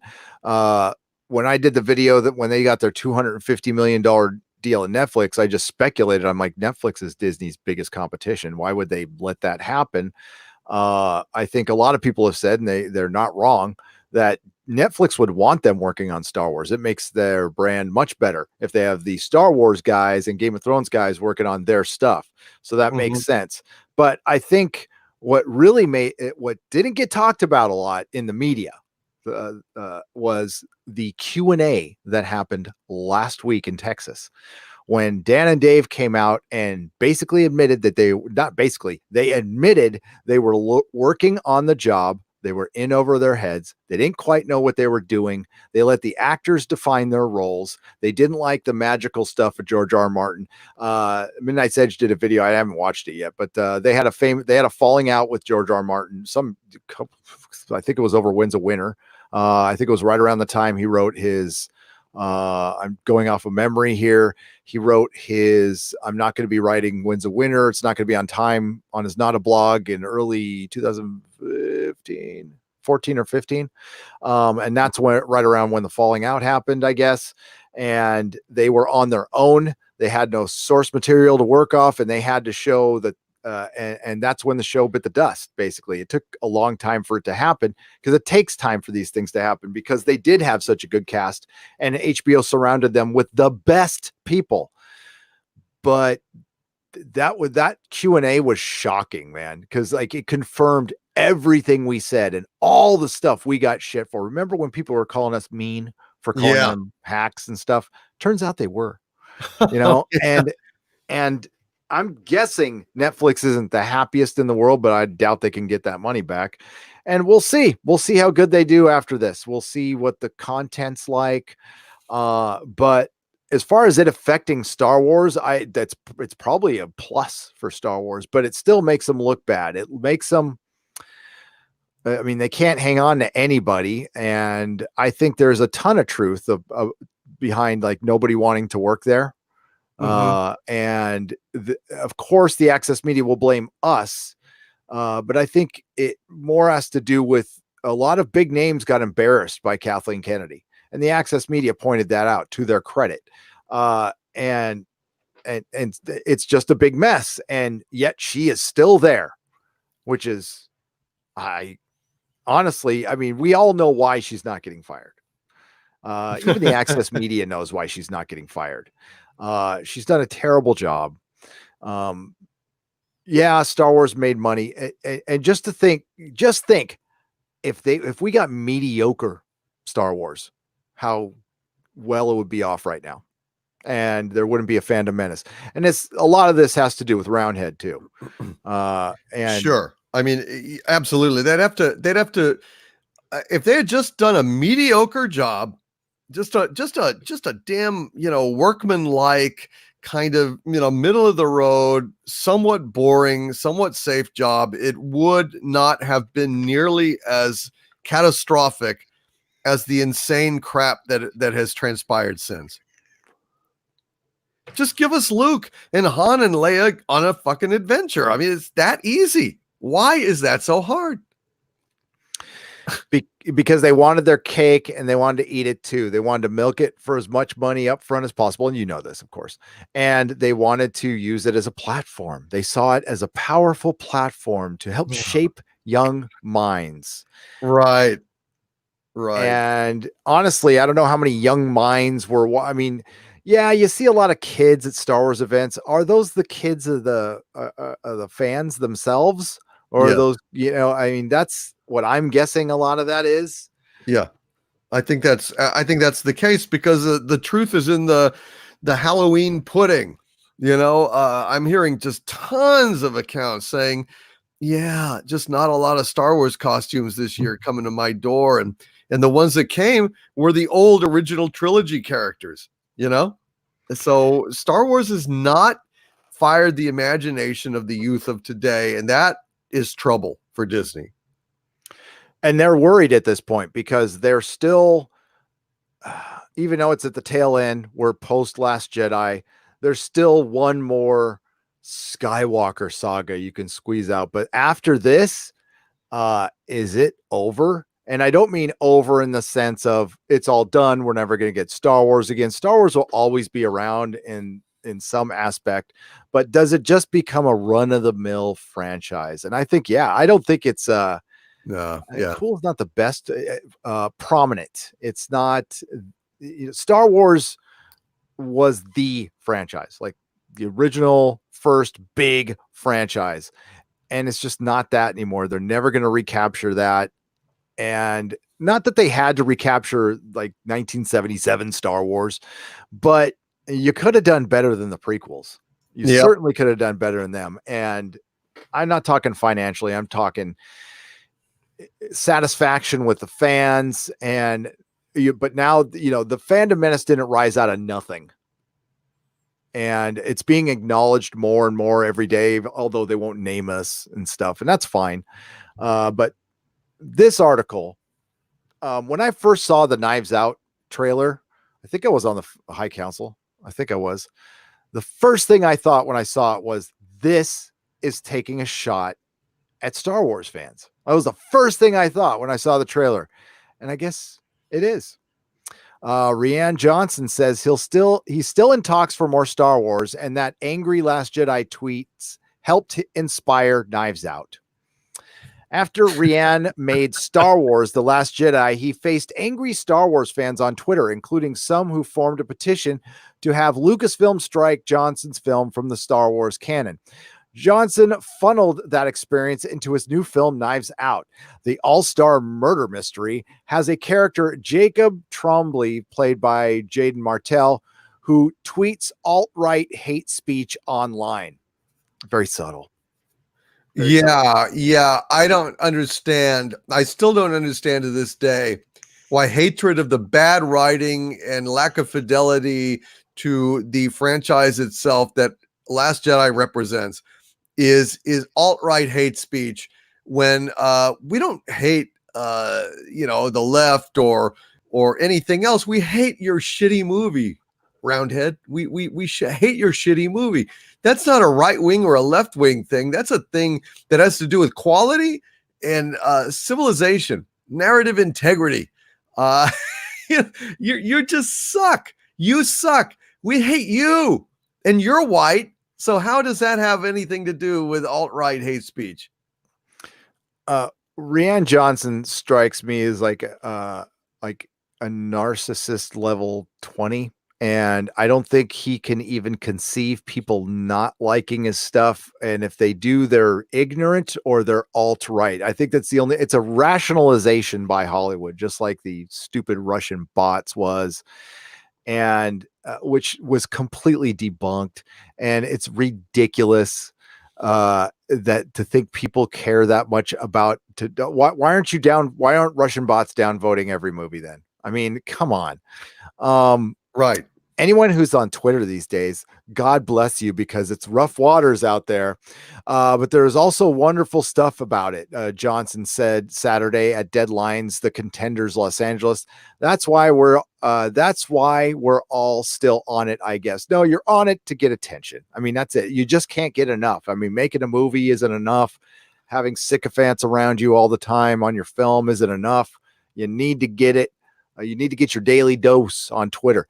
That's one of the things Knives Out engages with, the current state of online culture. Whether you made a Star Wars movie or you're on a cooking show, whatever you're doing out there, someone's going to be screaming at you about it probably. No, it's primarily at you, right, Rian? I mean, let's put it on screen in a way that we can all maybe have a laugh about it. Oh, I'm sure you're going to show both sides of the argument there, buddy. Sure. Johnson added that he's still in talks with Lucasfilm to make more Star Wars films, though he has no news about them. We're still engaged with Lucasfilm and we're at a wait and see. Well, aren't they a done deal? I mean, so now it's wait and see. No updates at the moment, but yeah. Sounds like the sweet smell of defeat to me. They're not going to give us this win yet. I think they're going to let it just fade out. I don't think they're just going to make an announcement. I think they'll just stop taking his phone calls one day. Exactly. And I imagine it's when eventually Kathleen Kennedy goes, which I don't know. We'll see when that happens. Oh my God. What we try to do in this place, what is it? What we try and do is place it in modern day. Or are they talking about Agatha? I don't care about your movie. Screw off. No. I don't. We do character types who are slight caricatures of the types of characters Agatha Christie. Right. In other words, you ripped off Agatha Christie and did a knockoff. And subverted Agatha Christie fans' expectations. So there you go. By making something shitty. That's actually meeting our expectations. Sorry, Rian. Sorry, dude. You can't fool us once. Shame on you, roundhead. Doomcock, congratulations. You are right. You like hearing that? You are right. They are vaulting original films for the woke ones. I first noticed it months ago. The old film Straw Dogs cannot be seen except on old DVDs. Only the woke version exists, and it's awful. And that's Joan of Arc 33 for $19.99. Thank you, Joan of Arc. Yeah, that was a good video. And that is, dude, were we not talking about that? Once everything goes digital, they're going to start editing the films. Dude, they're going to if you have Monty Python or old Doctor Who, that's what I've been doing. Grab the physical media because that stuff won't exist. Trust me. Blazing Saddles will probably go away someday. Oh, yeah, for sure. I mean, my God, that thing could never exist today. And but see, they're going to wait. They're going to wait until everybody foolishly, till they don't make DVD players anymore or, like in about 10 years, I think. But they're already pulling those films from release in theaters. If you are a for-profit theater, they're not allowing any more screenings of things like Alien or Princess Bride, any of the Fox library of films, including Die Hard. So you can't see those in a theater anymore. Bookers around the country have been saying, "Oh my God, we cannot get these films anymore for our festivals and things like that." What the hell does it hurt? What the hell does it hurt if 600 people maybe in an indie theater see Die Hard on an evening? Who cares? Well, It's the larger principle of the thing. They don't want to compete with the past anymore. They would rather go ahead and make their new woke bullshit shoddy knockoff remakes without the interference of any memories of quality. They don't want the direct comparison. So it is not far-fetched to suggest that in the future, when Disney decides, okay, it's time to remake Die Hard, they're going to make damn sure that it's really, really hard for anybody who doesn't have the DVDs to see Die Hard, so they won't know just how screwed up it is that Joan McClane is the cop. You see? Mm-hmm. That's how bad it's going to be. And that is the future. It's the fucking Ministry of Truth in 1984. God damn it. I believe. I mean, that is such a believable scenario now, and that is scary in a lot of ways. Yep. But that's where it starts. They get us. You know, that's why it's good to fight these battles in entertainment before it gets even more serious in other places. And we're already starting to see countries start policing speech. That's going down a bad road, man. Going down a bad road. We have journalists coming out against free speech. I mean, that is fucking ridiculous. Oh God, yeah. It's atrocious. A journalist should know better. Yep. God almighty. You're not a journalist at that point. You're just you're just a state tool. Hail to you both. Great content this week, guys. Well, thank you. Yeah, we had a good week. Good job, buddy. Good job to you both. Harvey too. Thank you. Thank you very much. Appreciate that, sir. Thank you, JPRPH1 for $14.99. I greatly appreciate it. Garcus Bloodlust for $10. Review Apple TV C. It's beautifully shot on an epic scale, and Baba Voss, Jason Momoa, is the rebirth of Khal Drogo. A fight sequence in episode 3 is the most brutal thing I have ever seen on TV. Wow. I didn't want to give Apple TV the time of freaking day, but a funny thing happened. My Mac took a shit. So it turns out I still need it because I like recording my videos on my Mac and I use my PC for live streaming. So I went and got another one and I got some free Apple TV. So maybe I'll watch it. Oh, lucky you. I don't have to pay them. I'm really trying to find legal ways to not pay for things and not give people money. Like, I'm very happy. Rise of Skywalker, I'm getting in. I used one of my hookups to get in for free. I'm not paying any money to see it. So that's a good thing. But it's tough. But yeah, I don't know, that concept for me initially, Garcus, I was like, I don't know, man, that's a tough one to buy. Like, everybody's blind. And we don't know why, and the people who can see are hunted down, and but I'll check it out on your recommendation. The Casual Gamer for Canadian $2. Hashtag justice for Anas. Doomcock, justice for Anas. Damn right. Hail Anas. Justin Proper, formerly Proper Jeremy, for $5. Thank you for your stream earlier, Gary. You're quite welcome. Thanks for watching. Also, should I bother posting my reviews for Batwoman? Had a migraine the first time. Maybe I can overcome it. You might want to. I mean, if you feel passionately about it, post it. Do it. Especially if you made the damn video.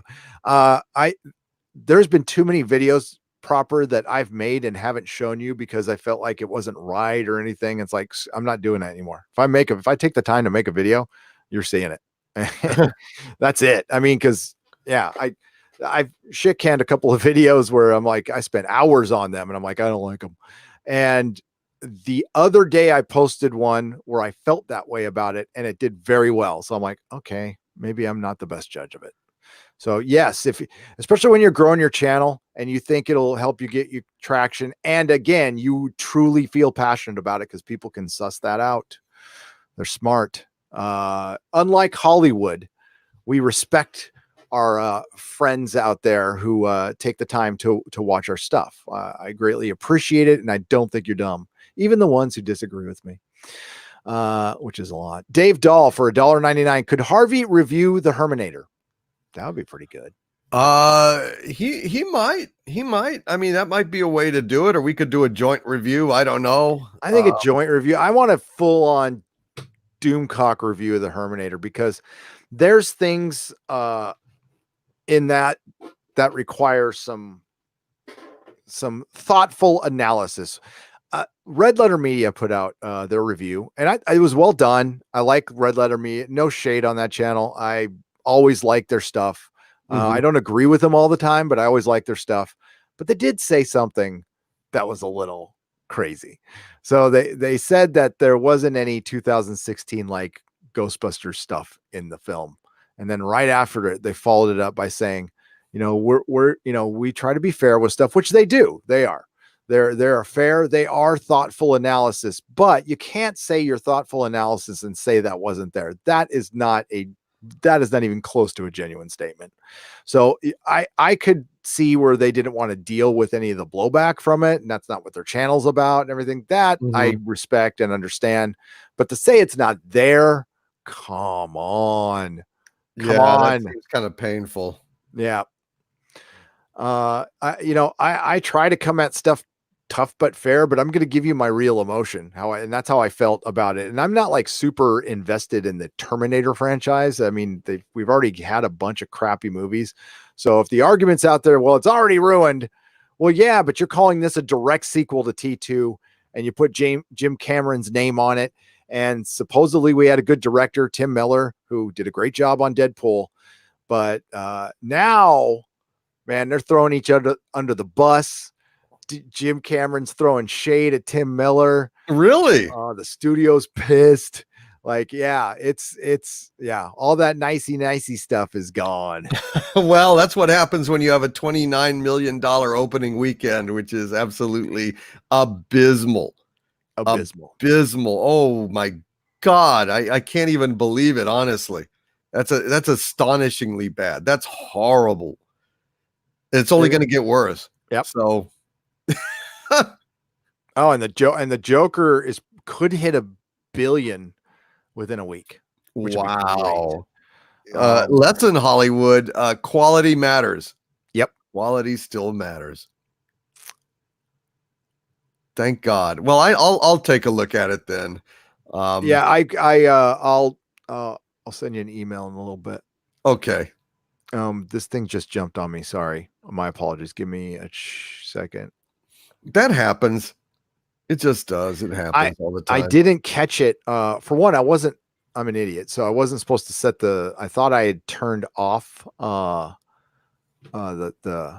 super chats for my AA story, but I didn't. So we made like $600 on that, and that's all going to the Gratitude Center here in San Francisco. I'm donating every penny. Yeah, and even the 30% YouTube is taking, I'm putting that in, and that's going to the Gratitude Center. So because I wasn't supposed, I didn't monetize it for ads. There is no ads on it, but I wasn't supposed to do that because I don't want to profit off that. Yeah. But I got some shit for it. Whatever. Daniel, for $50. Daniel, what is up, my friend? That is a very generous super chat. I appreciate it. You are a good friend. You've been around here for a long time supporter. So thank you. Yes. RLM used to be what I looked up for critical movie analysis. You two not only have far surpassed, he's talking about Red Letter Media. You two have not only far surpassed them with both your technical knowledge, but also with your love of genre. I don't know what happened to them, but please never change. I never will, Daniel. Thank you so much. I mean, Daniel earlier was really generous with me on my live stream, about 70K as well. And that's a really, really kind thing to say, Daniel. I'm very flattered. That's a very high standard. And for me, I never intend to change. I'm certainly not ever going to shill or sell out or anything. And Gary, I don't think you are either. Nope. With Red Letter Media, they're big now. I mean, they got 1 million subs. I don't think they were ever like in the culture war there's some of their, like, listen, their takes on Star Trek Discovery are spot on. I agree with them 1000%. And their videos about them are great and entertaining. But they also have movie stars on and stuff. And I think that really compromises you, like, big time. So if you want to stay, I mean, if your channel is, I'm going to honest commentary, I think it's not a good idea for me. I'll keep this to I statements. It's not a good idea for me to interview stars, interview creatives.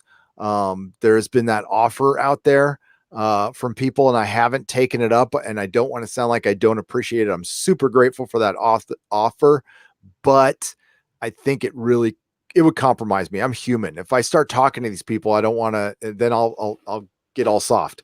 And I want to remain that way because, Jeremy and I were talking Friday night. Jeremy was getting trolled pretty hard on my live stream, and he took it like a man. He took it like an absolute man. It was pretty funny.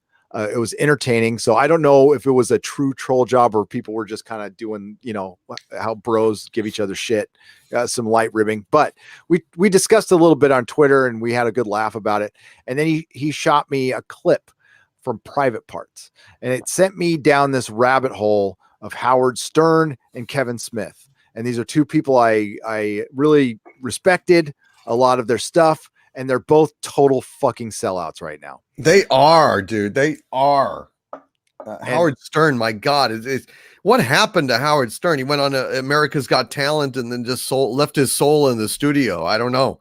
Howard Stern is the biggest disappointment in entertainment to me. Period. Yeah.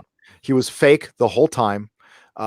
He let his audience on. He let his audience down. The minute he was accepted into the elite, freaking and barely accepted at all, he fucking left them in the dust. And he didn't need to do that. He already had all the money he could ever spend from Sirius. He could have remained Howard, but he wanted that acceptance, and it was super disappointing when he was on PBS pretty much apologizing for everything he had done before. And I'm like, you know what, God, if you feel that way, retire and don't say anything. Just shut up. Exactly. Yeah. It's like if you've reached the top, you've got a bunch of money, then just like go live your life and be fun. But man, sell out your audience like that. Fuck you, dude. That was so bad. And Kevin Smith wasn't as egregious as Howard, but he was definitely compromised by Hollywood. And both of them made their cheddar on being the everyman, and that's why we connected with these people. Kevin Smith is not a good director. He's a decent writer of dialogue. And I love Clerks. Clerks in a lot of ways was the film of my generation. But yeah, he's a shill now, and that's fine. But that's not something I want to be. I don't know about you. I don't ever desire to work I do not want to work in Hollywood. I don't want to work and I don't want to do anything down there. I want to keep doing this. I am fine. I did like YouTubing. I'm cool YouTubing. Mm-hmm. Yeah. Me too. I just want to get better at this. And I don't want to I'm not using this to go do something else. If somebody else is doing that, that's great. It's great to have a platform to do that. But me personally, I'm happy here. And, one day at a time. But we'll try not to change. And I can't see, I definitely couldn't see you selling out, dude. Not in a million years.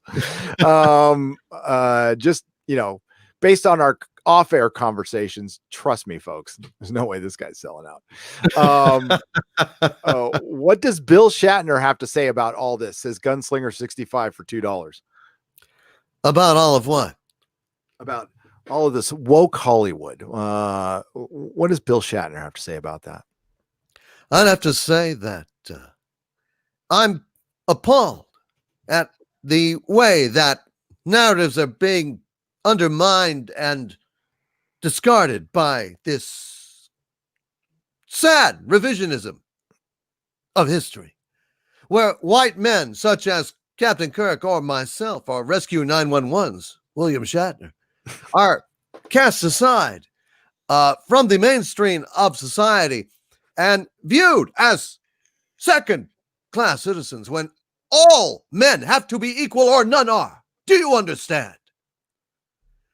I understand, guess that's Bill. what Shatner would say. E pluribus does not apply just to the Yangs or the Combs, but to all men, or it means nothing. Do you understand? I think I do, Captain. I think I do. I think that's what Shatner had to say. Yeah, he's He's dead gone on. now. He's gesturing over in the corner spastically and rolling along the walls. I don't know what's happened to him, but Serious question for you, Doomcock. Why hasn't Star Trek Discovery come after Captain Kirk yet? Do you think he's off limits? Do you think that CBS and somebody there like said, you know, you can fuck with Spock and everybody else, but you do not touch Captain Kirk? Or do you think they're waiting? I think that if they hadn't jumped ahead in time, they would have done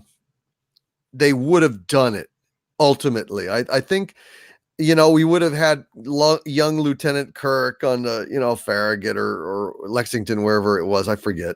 But, you know, I think it was just easier to rip off Spock because he's very identifiable. You can stick any number of actors in there and they can do kind of a semi-decent job. You know, you give them a bowl haircut and some pointy ears and tell them to tone it down. And, you know, you got a kind of a pseudo Spock. Yep. But Kirk, you got to find somebody with charisma. You got to find somebody who can act. You've got to find somebody who has a natural kind of effortless leadership style. Even as a cadet, he would still, or a lieutenant, he would still have to be recognizable as Kirk. Yeah. And I just think that that's why. I think that it would have been a lot harder to do Kirk than Spock. And plus Bill Shatner's alive. And right. And Shatner would probably throw shade at them that they couldn't handle. Nope. You know, I think that that's probably, yeah, I think that they wouldn't dare at this point. Knock wood. Although I've got an actor that I think, boy, I'm thinking this kid should have played Kirk.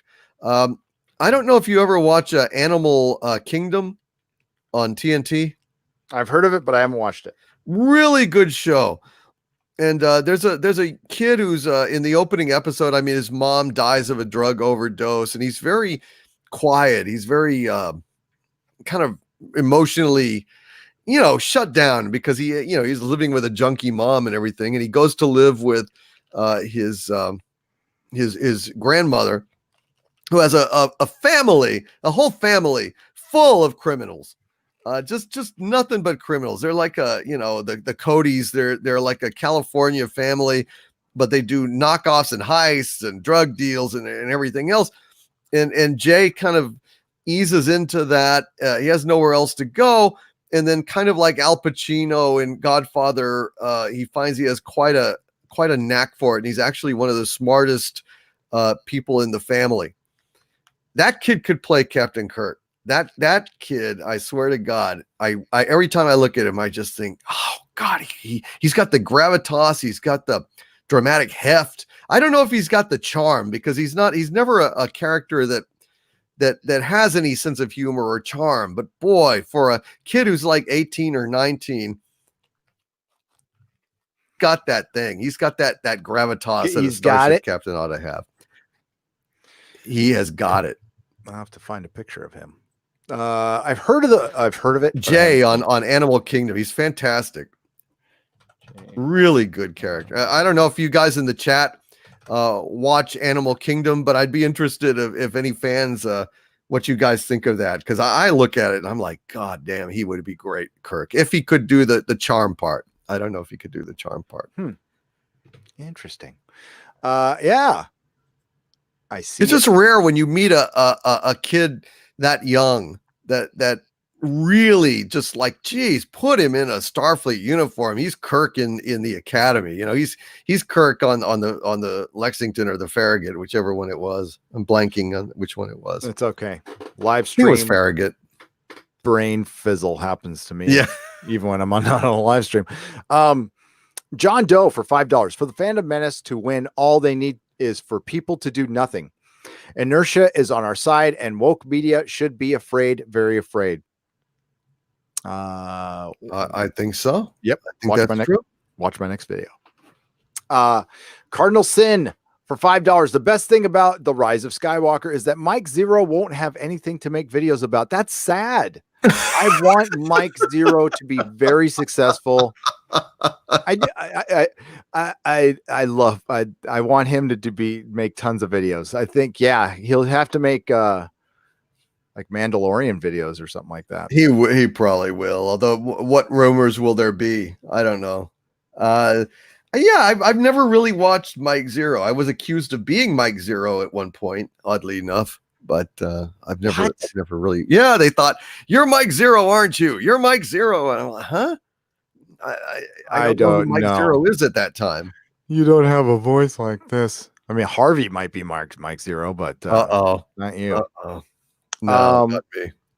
Call them the Blandum Menace. LOL, says some nobody for $2. I love it. The Blandum Menace. I love it. That's it. That's gonna stick now. Trekker T, you didn't have to put in another super chat, but thanks for doing it. Trekker T for Canadian $10. He gives us some context. He said his group will be central, more of a positive side of a similar. I mean, like what of similar stuff? Phantom Menace.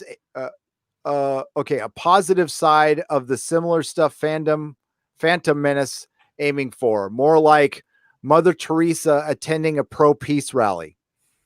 Yeah, so. Basically a less a more positive Phantom Menace that likes the corporate swill that's slopped in their trough. Happy little piggies. Okay, good. Well, passionate movements are not based on, well, let's have some really level-headed thinking here, everybody, and we got to understand that like everybody has a mom and a dad, and you know, they worked really hard on these films, and you know, yeah, I mean, that's a great way to look at life and everything. But if it's just a regular garden variety movie, that's kind of how I look at things, to be honest with you, if I'm just watching a regular old TV show. But the thing is, art is supposed to inspire passion. And if the Phantom Menace is a sign that people still love Star Wars, the minute people start getting bland or not caring anymore, it's dead. It's dead. The Phantom Menace is like the last breath of people who give a shit. Yeah, you know, and we're trying to fight the den of nerds who want to just like consume, you know, listen, Star Wars isn't supposed to be a garden variety franchise. It's supposed to be the best of the best. You get the best people to do the best work. Disney has the money to get that done. They just, instead of hiring the best people for the job, they had something else in mind, and we're seeing the quality come out. Like, listen, freaking Dark Fate exposed a lot of things. It did, and it was also just a really bland, bad movie. Were there a couple of good things in it? Sure, yeah. You know, Grace wasn't as bad. She wasn't the worst thing in the movie by far, not even close.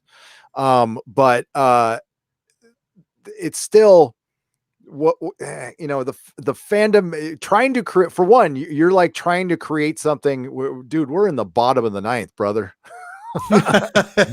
Like, I don't know.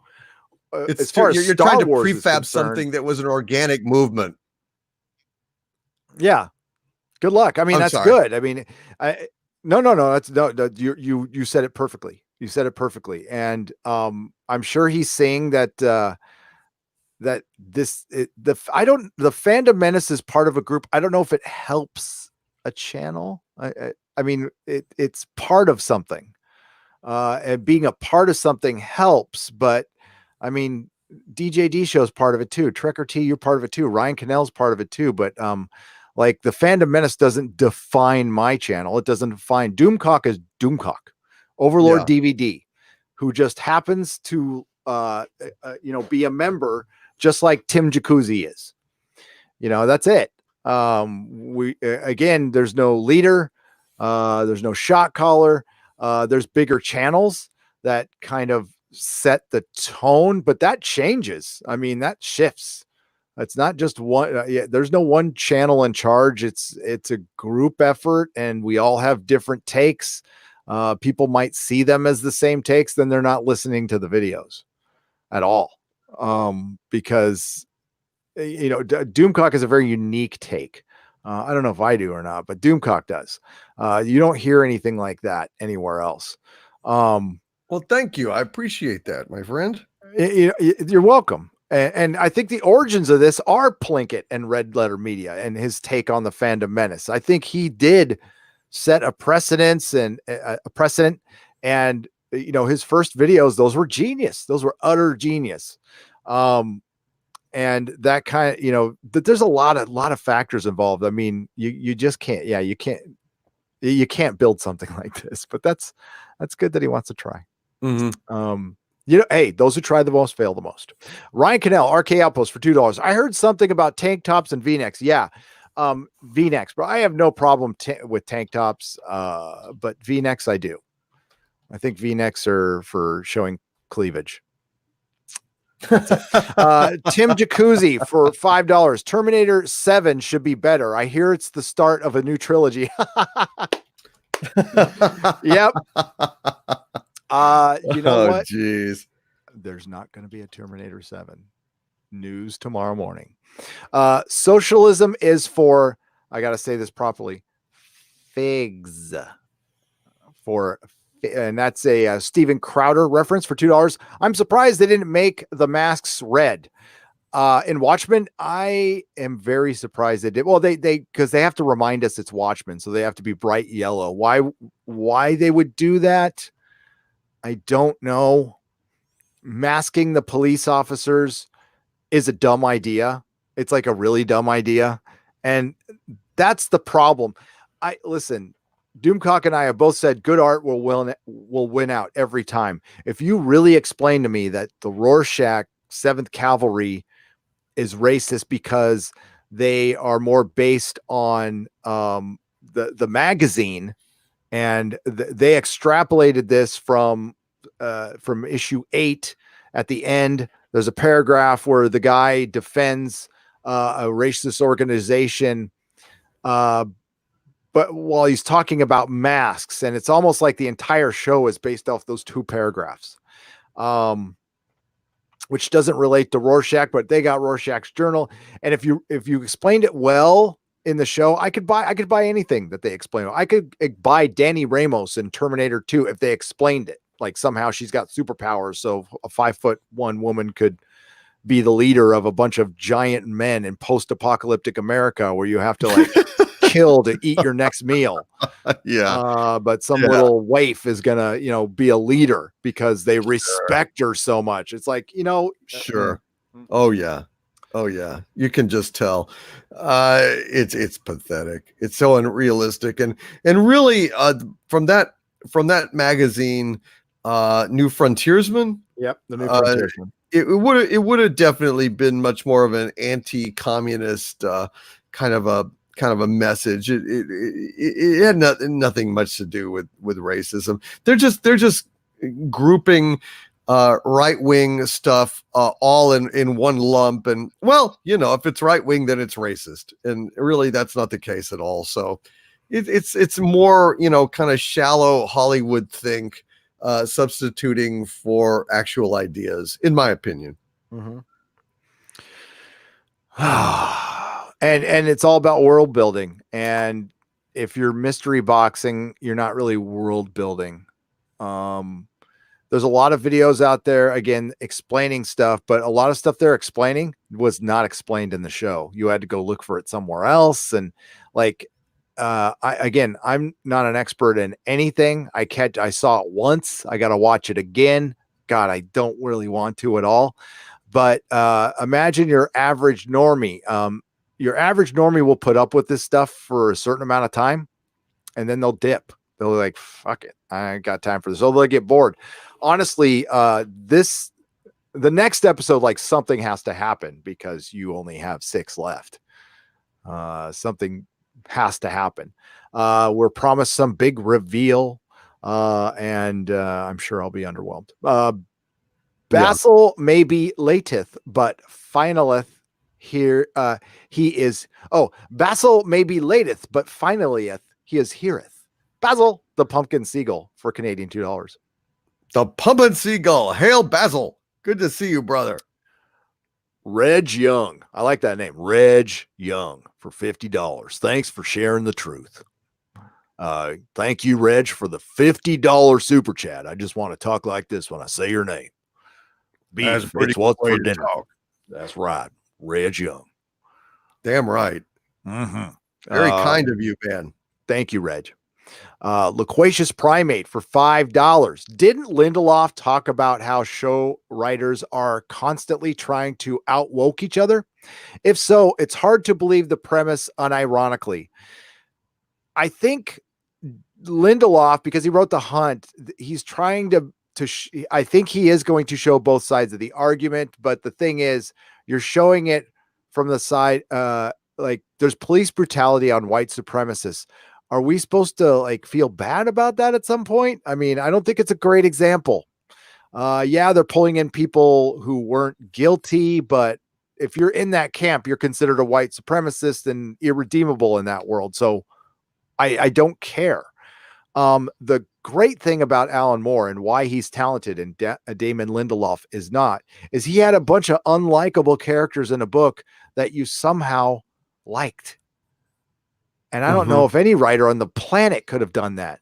Like you actually cared for Dr. Manhattan, who had no personality for most of the thing. Laurie was messed up. Dan was a little, cuck, and but and Rorschach was a maniac, but you felt for him. And Ozymandias was, a narcissist and megalomaniac, but you still felt something. And I don't feel any. Regina King's character, she's a good actress and everything. There's nothing there for me to, I don't know. There's no context for her why is she a nun? Yeah, you got me. I don't know. Like Night Owl is like Night Owl 2. We get it. But yeah. Today's member berry, when Disney made its first controversial film, a PG rated film called The Black Hole. Oh, Tracy Wilburn for $5. Was that today when it came out? I don't know. I watched it opening night in the theaters. I did. You did, really? I did. I was a wee little lad and I loved it. Thought it was great. But I was also like 10. So everything was great. That had space. It had space. So that's all I cared about. Oh, dude, Flash Gordon. When it came out, I thought it was the greatest movie ever made. Just loved it. Right. Oh, fucking loved it. Trooper Bear FN 2525 for $2. Yep, I mentioned the Fisney owns Movies Anywhere. Yep, Fisney, Duck Fisney. Michael Thompson for $4.99. Do you think Rian is regretting his subversive narrative discussions on The Last Jedi right now? Oh yeah, he's regretting it, but he would never admit it. And I doubt this is a guy who ever admits he's wrong. Yeah, I don't think so. I don't think there's a lot of humility there. None. But that's typical of Hollywood right now. And it's like they just double down and double down and double down, even when they are completely ridiculous. And that's to defend him and everybody else in Hollywood, the culture there, if you show any kind of humility, that is blood in the water. People will come and tear you apart. That's the culture there. So this is the culture that's moralizing on us and trying to shape our minds. And nothing's changed. Some people might have changed. There's more women in charge. Great. It's still the bloodthirsty, shark-infested waters of Hollywood. There's just women there. I mean, it hasn't changed. If there's still some very disillusioned people out there who think that women are like not human beings, they're still human beings. They act different than men, but goals, like primary goals, power, money. I mean, that's the name of the game in Hollywood. It's all about ego, power, money. Money does not come first. It helps with your power, but it's all about, I mean, there's so many people up there that have enough money to spend for the rest of their lives. They could go retire. Look at a guy like Harvey Weinstein. That guy like got off on his power. That's obviously, that's what that place is filled with. Ethan's, it's ETHN, so I'm going to I think it's Ethan Salinas PLT for $2. The only good version of Saturday Morning Watchmen is Saturday Morning Watchmen. Saturday Morning Watchmen is great. That was funny. That little cartoon. I don't know if you've seen it or not. No. Yeah, there's a cartoon, a little fake cartoon called Saturday Morning Watchmen. It came out along with the movie, maybe. But yeah, it's pretty funny. I never saw it. Oh, I'd show up at Warner Brothers is the worst with copyright strikes. Anyone keen on AA style meetings on Discord? Tyrone Beard, I think they might do those. I would imagine camera they back on probably for a little do. while. I think they do as well. But I haven't searched for any. That's a great idea. I love it. Bionic belly button for $2. 2.4 watching. There's a little under that now, but watching under 700 likes. Smash that like button. Yeah, don't forget to lick the like button, everybody, and please share the video if you can. And reminder, it will be on Nerdrotic Live. It takes a little minute to process. I'll download it. I will load it on Nerdrotic Live tonight, right after the show, because I'll be up finishing my video. Miguel Omo for $4.99. What do you guys think of the movie I, Robot? With Will Smith. You both have a great night. Thank you, Miguel, for $4.99. Thank you. What'd you think of Will Smith's I, Robot? I didn't see it, so I guess I didn't think much about it at all. I didn't go. I couldn't be tempted into the theater. I was not interested.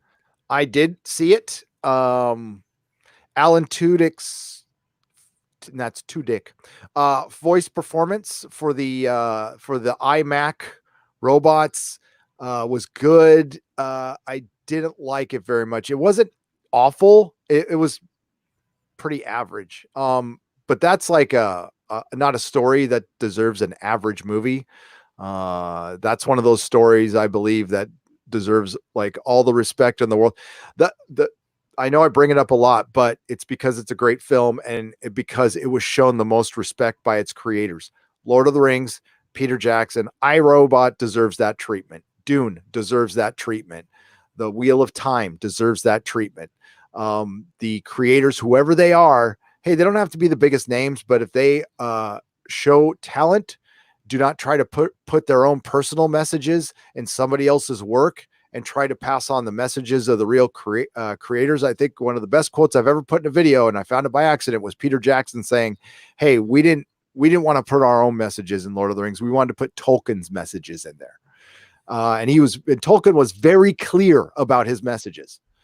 So he didn't like the combustion engine. he thought machinery was the worst thing ever invented.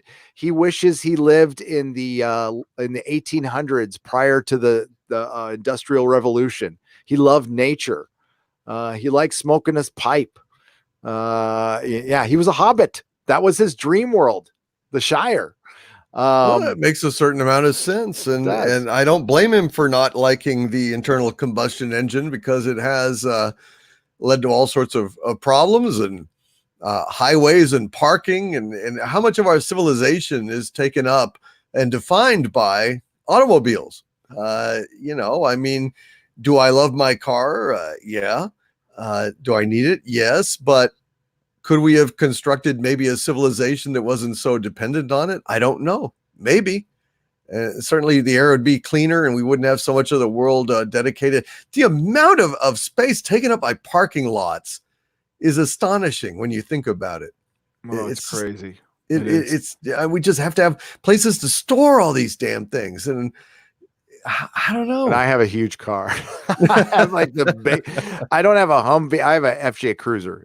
But I like my shit big.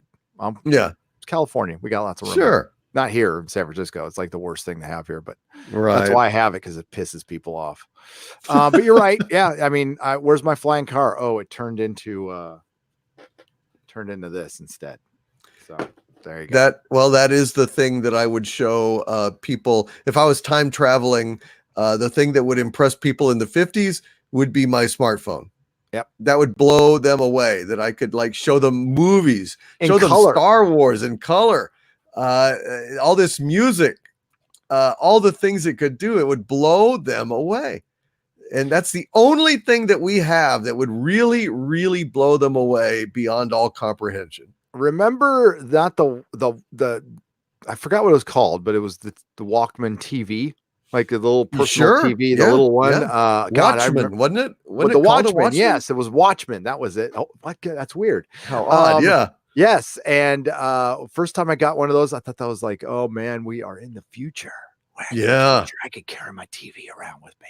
I know. And I saw we can pull the sum of human knowledge out of thin air on a little box. That is not far away from what the Krell were on Forbidden Planet before they vanished in one night of fiery violence. When we can get it to the speed of thought straight into our brains, and then it can amplify our brains, that's when we're going to have problems. God, Forbidden Planet. Great movie. One of the greatest of all time. Yep. I wasn't alive when it came out, but I heard it was a big hit, and that was like considered one of the first like summer blockbusters or science fiction blockbusters. Older people can let me know about that, but that's what I remember hearing on one of the specials. I actually did a DVD commentary on Forbidden Planet. Really cool. It's on Patreon, but it is the first full color science fiction film. And it was the first big budget science fiction film by MGM. So, I mean, they literally pulled out all the stops to do it. The writers and the director were adamant that this be taken seriously. This was not a joke or a silly movie. They base it on Shakespeare's play The Tempest. And it is a first-rate production in every single way. So I think it's a masterpiece to this day, and I think it was the greatest science fiction movie ever made. It's one of the greatest science fiction movies ever made to this day. But I think till 2001 and Blade Runner came out, I think it was the best damn thing out there. Yeah, I didn't see it till later, but totally agree. It's so gorgeous. Good. It's amazing. I saw it 20 years ago. I didn't know what to expect. I had always heard about it, and I'm like, I just got to watch it. So many people talk about this. I got to watch it. And I did not expect something like that deep and cool. I was like, oh, okay, now I know why everybody's talking about it. And it could have been a pilot for Star Trek. I mean, straight up. I mean, Commander J.J. Abrams is Kirk. He's got his one of his best friends and confidants is the ship's doctor. Yep. And he's kind of a little bit of a, he has a thing with Anne Francis, and he's got a stern command presence, but he also has a sense of humor. Like when he catches the cook with the bottle of booze and calls the guy over to use the magnet to suck him up. He's like Kirk, very much like Kirk. Do you think that was like the American Graffiti of Star Trek, kind of like American Graffiti was, to Happy Days, maybe? Yeah, I do. I think clearly Roddenberry saw it, no doubt about it, and liked it. And I think he said he pitched Kirk after Horatio Hornblower and the C.M. Forrester novels, but I see a lot of Leslie Nielsen in Kirk. I really do. Surely you can't be serious. I can. And don't call me Shirley. And don't call me Shirley. A hospital, what is it? Well, it's a big building with patients, but that's not important right now. Basil the Pumpkin Seagull for Canadian $2. The first mistake was to buy a Mac. I know, but that's a necessary evil. Trooper Bear FN 252. Thank you for the $2. Basil. The digital copy is going the way of the dino, shoved behind a paywall. You used to get an MP4, then it was a license key. Now it'll be D+ till it fails. That's true. Trooper Bear FN 2525 for $5. You're not wrong. I own all the POTA media. I own all the POTA media on DVD, from the movies to both TV shows. POTA. I'm supposed to know this, and I don't. POTA. What is it? I own all the POTA media and DVD from the movies and both TV shows. Both TV shows. POTA. Nicholas Horton, what's POTA? I'm supposed to know this, but I can't think. My brain's not working right now. 5 pounds. He's trying to save space here. I don't know what it is. I'm sorry. I'm trying and I can't think of it. Planet of the Apes. Oh God, of course. Duh. Of course. Jeez. Yes. Good on you, Nicholas Horton. Vincent Keith for $5. The Communist Quest for Year Zero. With no past, you can call any direction progress, and with no start point, you can measure the change. That's true. Year Zero. It's also a very good song. Yeah. Basil, the Pumpkin Seagull for Canadian $2. Terminator 3 Broke Girls. Terminator 3 Broke Girls. That's the next. That's what it is. Broke girls. They were broke. They didn't have any money. So he said T3 and then 3 broke girls. Okay. I gotcha. Yeah. Ghost, good band. Good band, Ghost is. Terminator Dark Fate is now heading to a $100 million loss. I guess the line from Terminator 1 is apparent. You're terminated, fucker. Yep, Big Red Bear. That's my video in the morning. It's more than 100 million, by the way, buddy. It's a lot more. Canadian $5. And that's just the money that was put into the budget. We're not counting the marketing. So it's a lot more. It's Dark Phoenix. Bomb. Basil the Pumpkin Seagull for Canadian $5. Gary, your super chat square up with the Rooster of Reckoning made me realize you're a stand-up dude. That was awesome, man. Well, thank you. Oh, when I did the super chat square up. Yes, absolutely. That was wonderful. Thank you. San Francisco Giant 49er, and he's in Europe for $2.29. Greetings from Europe. You make a great job. Thank you. San Francisco Giants 49er. Well, I'm a fan of neither of those teams. I kind of like the Giants because I like Bruce Bochy because he used to be a Padres manager. And if I still like the NFL, I'd probably be a 49er fan now because F the Chargers. But I'm not, without respect, I rejected the NFL.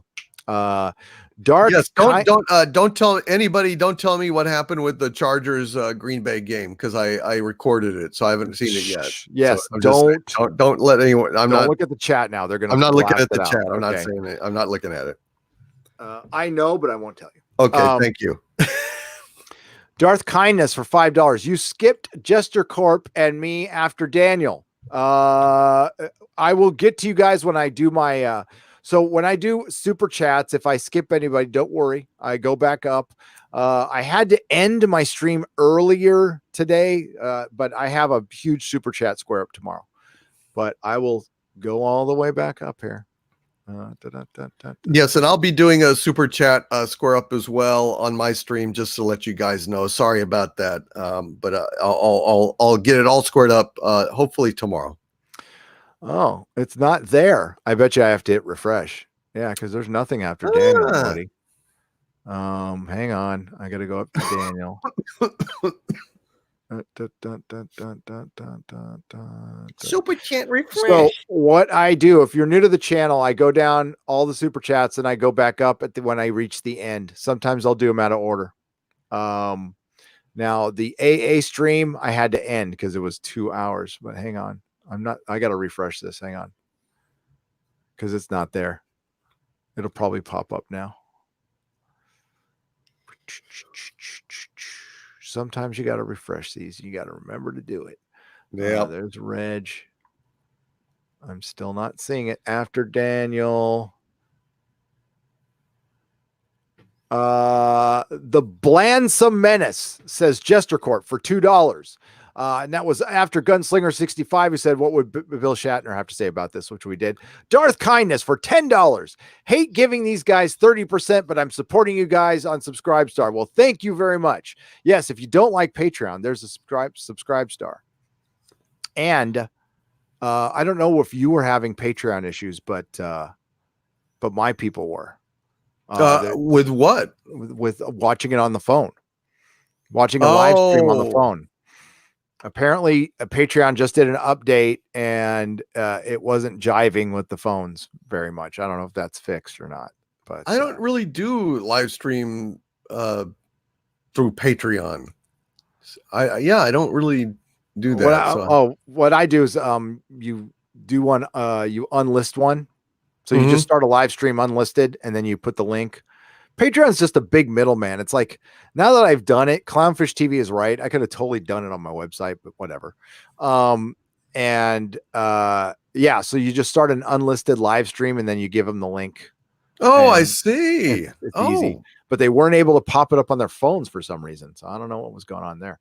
There's a couple super chats here now. Michael Thompson for $4.99. Den of Nerds is definitely one of those channels trying to get Disney bucks. He's always sitting on the fence, trying to be cute. Channel is cringe. Gotcha. He might be just a nerd. Yeah, he's just doesn't have the backbone to take listen. What we do we get a lot of shit. We get a lot of shit. But I don't know. It just never bothers me. And also I don't really, not participating that much in Twitter helps a ton. Maybe I lose some promo with the channel, but it's not something I'm interested in doing. Yeah. For the Phantom Menace to win all they need for people to do is nothing.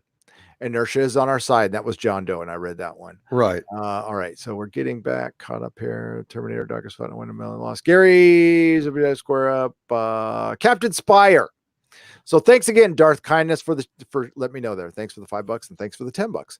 Captain Spire for $5. I see a move to make less angry reviews and commentary on the new shows.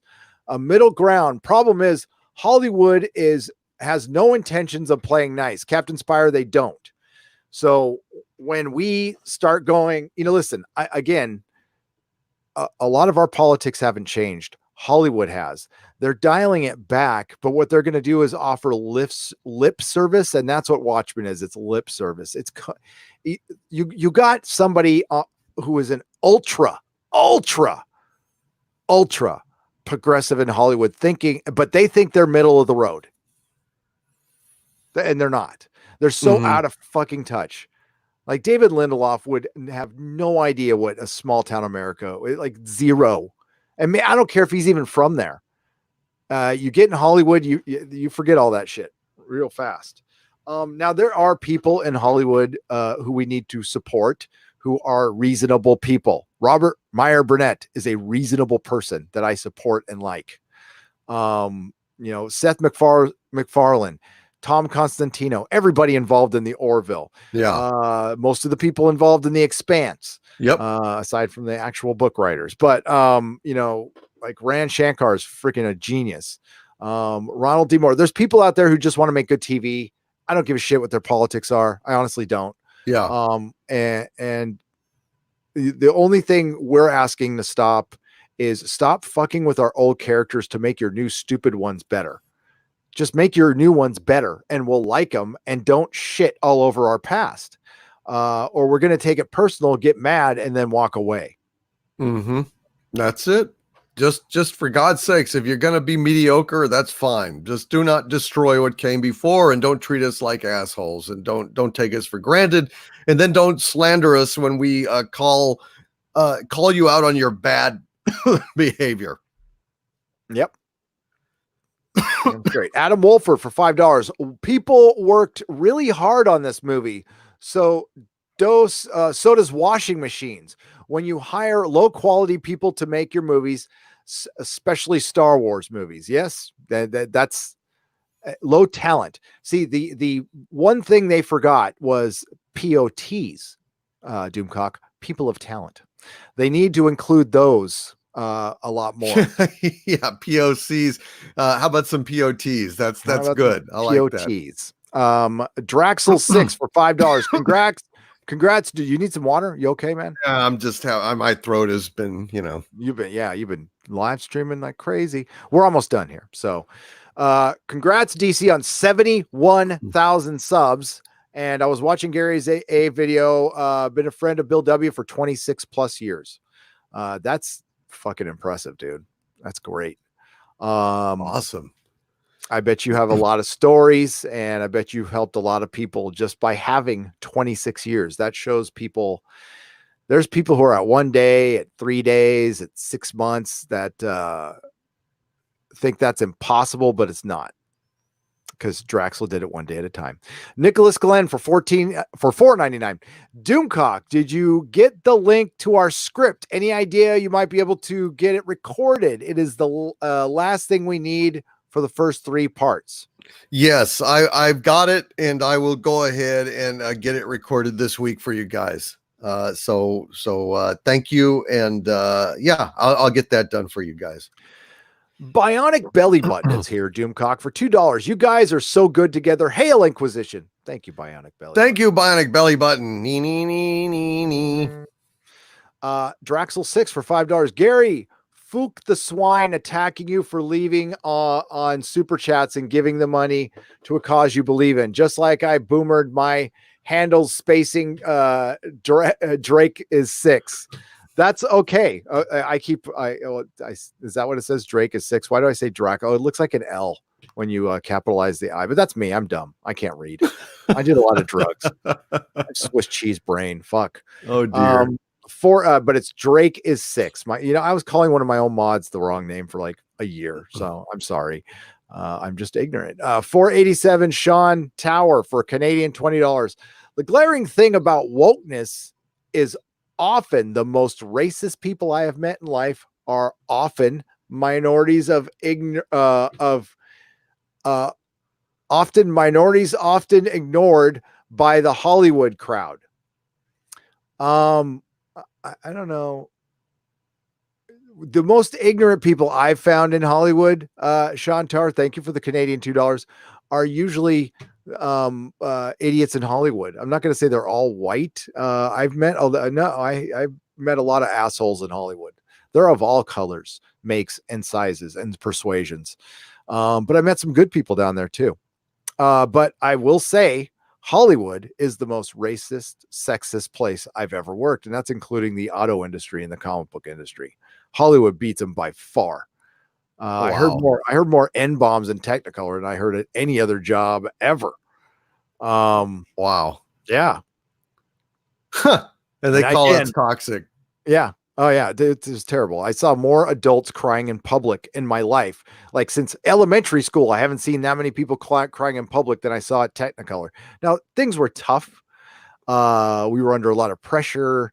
Technicolor was about to lose their Paramount deal. This was when Paramount mattered. This was in the early Marvel days, right around when Thor 1 was coming out. There was a lot of deadlines, and they also didn't pay people very much. Basil the Pump and Seagull for Canadian $10. No way without fossil fuels, no civilization as we know it. With that said, I am weaning off it without destroying what progress we had. Gary, your flying car is now Mandalorian, quote unquote Mandalorian. There you go. Harry, thank you for the Canadian $10. Harry Solomon for $4.99. Star Wars could be so much more with male, female, and alien characters fighting an evil empire together instead of fighting the patriarchy, alien or not. Harry Solomon, well said. We need men and women working together. Right now, we have Hollywood trying to separate men and women. And I don't like that at all. And it's not going to work. You are fighting the most uphill battle you will ever fight. Sure, you're going to have some dumb fucks agreeing with you because they think it sounds cool, like most of the actors and creatives in Hollywood. Listen, actors and creatives in Hollywood right now, their entire lives are built like it's Twitter. Like every sentence they say, they have to think about, what if somebody hears this? It's got to make me look the best as possible. I mean, when they're ordering fucking McDonald's, it's a virtue signal. So yeah, it, and because they're in fucking fear of losing their jobs, because it's become such a draconian place to be. And it's all a bunch of opportunists who decided to use it to grab some power. Jar Jar Abrams. Excuse me. Yeah. That kind of popped out like Tourette's. And again, I'm sorry I'm being insensitive to people with Tourette's, but it's a joke. So I'm going to It's a joke. I mean, there's no joke that doesn't offend somebody. Nope, that's true. I love, I'll use the analogy. I am a grateful recovering alcoholic. So if I worked in Hollywood right now, I would expect all of you to stop drinking every time I entered a room. As a matter of fact, prohibition should be made legal again. Pot should be illegal. And yeah, no more bars, because it might upset me. That's right. That's right. I think that's a valid point, and we're all ashamed. Yep, you should be ashamed. You should. There's a lot of shoulding going on in Hollywood. Shoulding all over people. Yes, exactly. Lady missed for $50. Doomcock, $50. Lord of the Rings are the first books I read thanks to persistent older brother who told me give it at least 2 chapters.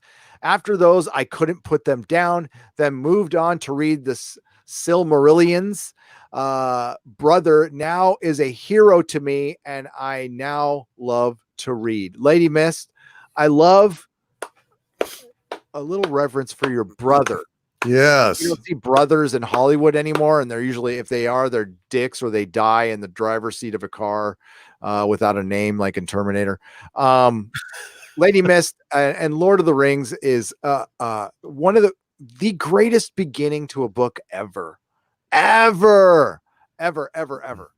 love the first part of Fellowship of the Rings, though. It's just, now when we get to Tom Bombadil, and it's a little wonky right there. But before that, though, brilliant stuff.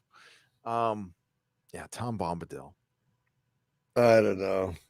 A lot of that stuff, when you start getting into, I'm Glorfindel, son of Gloin, going into this shit and getting into long songs and runes and stuff. I don't know. For me, it bogs down. But I love the Hobbit. The Glorfindel was awesome. But that's just a little story that, some of the songs are too much. I'm glad they kept that out. And Tom Bombadil, I think somebody put some fucking shrooms in his pipe, in Tolkien's pipe. But then it gets going after that. After that, it's great. Right. Counts, it's all good. But Bilbo's birthday, the Black Riders, all that's good. Great stuff. Oh. Yeah. The Casual Gamer for Canadian $2. Hail DC and Gary, can you do Knives Out review? I might have to. I saw that trailer and it made me so mad. I mean, I was rolling my eyes. I saw a Parasite this weekend, and and they had the trailer in the theater, and I just rolling my eyes. I felt disgusted. How about this idea though, Casual Gamer? How about we ghost it? How about we just not talk about it? Exactly. I think I'm not telling anybody what to do, but I think the best thing to do would be to not respond to this at all. I think this is done as a giant troll job, because this movie's going to make a ton of money in Manhattan and West Hollywood, here in my hometown, and that's it. There's going to be a bunch of, Rianne Johnson is going to impress a bunch of, 65 like people like my mom. And I think that's it. And of course some woke people. I think we should ghost it. When's it come out? Is Thanksgiving weekend? I don't even know. I mean, honest to God, I didn't even know that it hadn't already come out, Gary. I'm serious. I didn't know. I'm not paying attention to it, and I have no desire at all The only reason that we would be reviewing it is because Ruin Johnson did it. It's not in our normal wheelhouse, and to hell with it. He can go be ignored. Yeah, I'm torn on that one. There's clicks, but then there's I think it would be better just to completely ignore it and just let it be a fart in the wind. Yeah. 200-watt studio for $5. You guys missed a fantastic episode of Batwoman tonight. Best one of the season. Not really. I skipped it. I just said, oh God, no, I can't do that. Let me guess what happened. Wait, I'm going to guess. There was a secret, and then some people talked about feelings in hallways, and she's still her sister. She's still free. She killed a couple more people. Batwoman talked down to fake Alfred, and the music still sucked. And then there was more feelings in hallways. I'll see if I was wrong on that one. I could be wrong. I imagine you're quite correct. There's definitely a secret, maybe two. No problem, Gary. You are awesome. DC2 says Drake is 6 for $2. Kai MFS $10 would be. We would be 50 to 100 years into the future if we had nationally championed Tesla, not fossil fuels necessary. Yes, those batteries are a problem though, and I worked at Tesla. Yeah. I just saw an article, however, that there's a new technology that can fully charge a car battery in 3 minutes. That'd be fucking awesome. That is something I just saw, and it's wow. As long as you're recycling the battery, and as long as, people do not ever let a car drive for you. Just don't.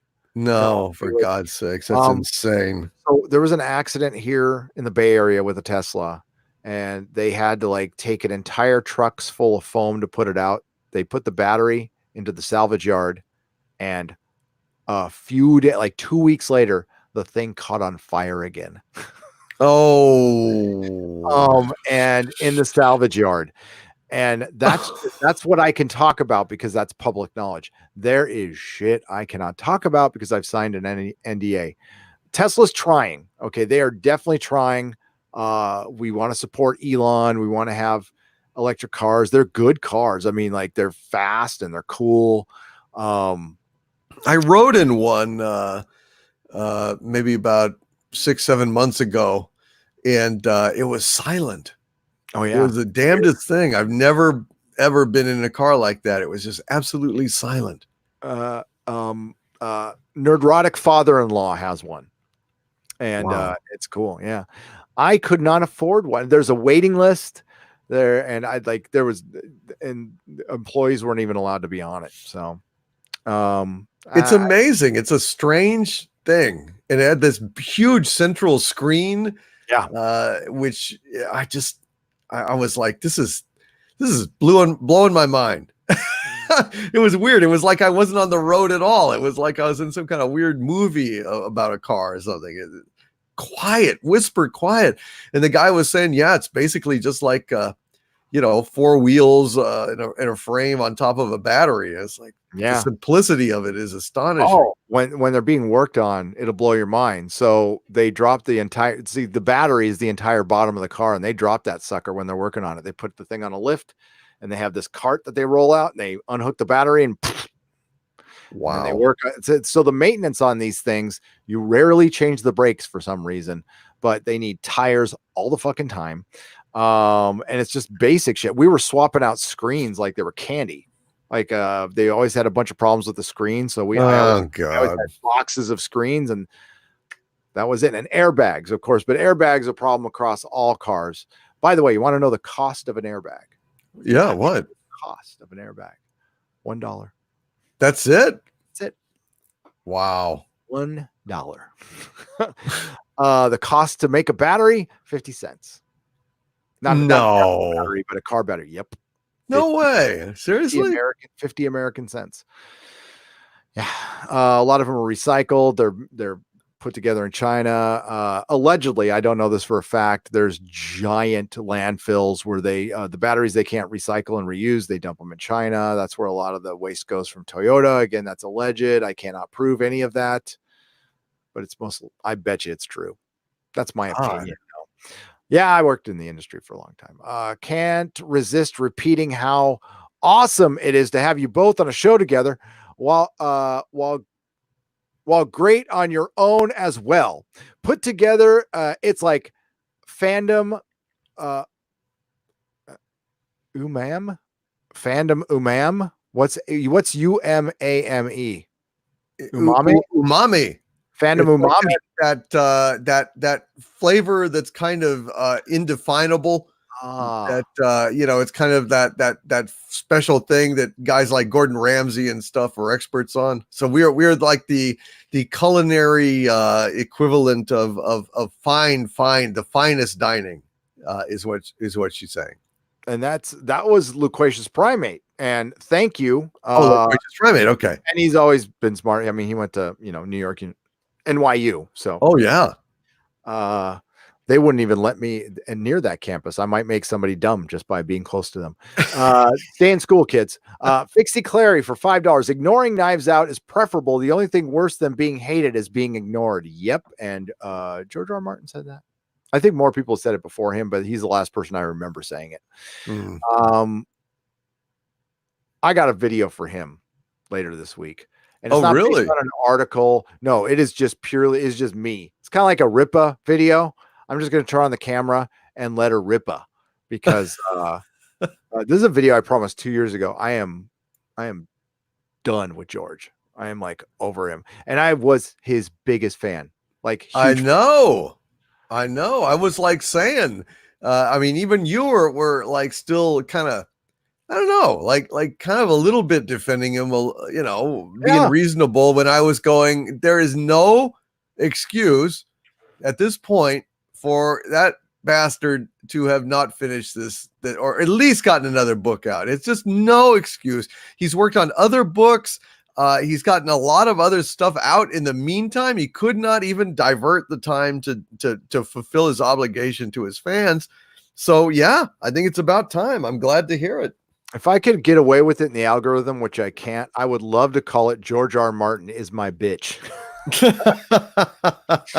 Because it's got, it's reverting Neil Gaiman's blog that George R. Martin is not your bitch. Yeah, absolutely. I think that'd be great. I want to write my retort that George R. Martin is my bitch. Nikola Tesla, not the modern company. Oh, KMFS. I'm sorry. For $5. That would have been like 100 years ago. Yes. If they would have done, like, I thought you were talking about the car company. Yes. If they would have listened to Tesla, but Kai MFS, I'm a Tesla guy. I thought he was brilliant, but he a lot of that was his own fault. He was a dipshit. He was, well, not a dipshit. I think he was like on the spectrum, to be honest with you. He was very socially inept. And he got manipulated and fucked over by a lot of people. I'm not saying it's his fault. I'm just saying that's what happened, and it sucked. But, and this was also in the 1800s where like empathy was, I don't know if that was even a word back then. Right.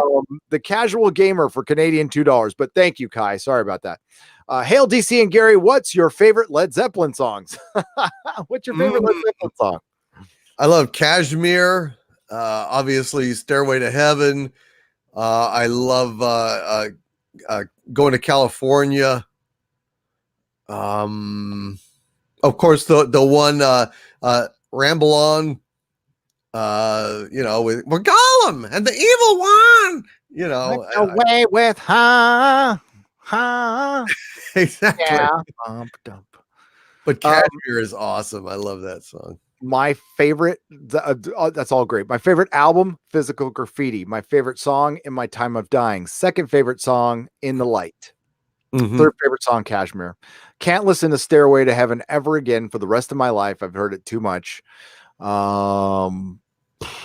Goddamn, I love that band. I listen. Physical Graffiti is something I've listened to constantly for like a year straight. It's just so good. When the Levee Breaks, I love that. That album, the whole album that Stairway to Heaven is on, is one of my favorites for sure. John Bonham's drumming. A lot of people, Neil Peart's the greatest drummer ever lived. Them and Buddy Rich, but John Bonham, and I'm forgetting his name now, the drummer for Smashing Pumpkins, were very special in one way. So I'm a former drummer. Their timing was utterly perfect. Okay, so there's a lot of drummers who, I mean, they're technically great and stuff, but as far as like hitting your beats perfectly, John Bonham, and I'm blanking on his name, the guy from fucking Smashing Pumpkins, those guys were the best. They're like a metronome. They are perfect. John Bonham was a perfect drummer. He was simple, powerful, awesome. Sorry that he died on his own puke, but God. Tommy, God, what that Smashing Pumpkins drummer? He's so good. What's his name now? I need to know. Sorry, everybody. No, that's fine. I Google Smashing Pumpkins drummer. Somebody I knew the name off the top of my head. What? Okay, just give me the answer. Jimmy Chamberlain. Okay. Yes. That guy is fucking awesome. Oh yeah. Have you ever heard the tapes that were recorded of Buddy Rich on the bus? No. Yeah, abusing the shit out of his band. Just going to town. He was a mean son of a bitch. I heard he was. I never heard that though. There's tapes. I don't know if you could Google them and listen if they're on YouTube now, but oh man, I heard them, and he was just like after a gig, and he's just like reaming them out, giving them hell about that they're not good enough, and cursing, and yeah, good stuff. I need to hear those. I need to pull that up. Here it is. Here we go, folks. Little Buddy Rich chewing out his Buddy Rich, greatest drummer ever lived. His house was full of dents because he would walk around his house just like all the time. Oh, really? Yeah, and I used to be like that too. My hands, it only in the last 5 years I stopped. But ask Mrs. Nerdrotic, I'd be in my car, I'd be all all the time. But I stopped, playing, like seriously playing the drums like a long time ago. So like 10 years ago. My set's collecting dust downstairs. But let's hear this. This is interesting. This is a good thing. We were at the last super chat, so we can go out with this. I have not heard this. But don't forget to hit the audio. All right. How are you doing that? You can play. Yeah. So when you hit share screen, it pops up. You want to go to the Chrome tab, look on the bottom left-hand corner. The little box that you check that says audio. Oh, shoot. Thank you. Yeah, no problem. I didn't know it was there too. Let's hear this. This will be hilarious. Yeah, this is funny. What's going on here? You had 2 fucking days off, you think this is the game? You think I'm the only one that's gonna work up there? Well, you motherfuckers sit out there and clap all over this fucking joint. What do you think this is, anyhow? What kind of plane do you think this is? What kind of miscues do you call this? What fucking band do you think you're playing on, motherfuckers? You wanna fuck with me on the bandstand? Now get out of my fucking bus.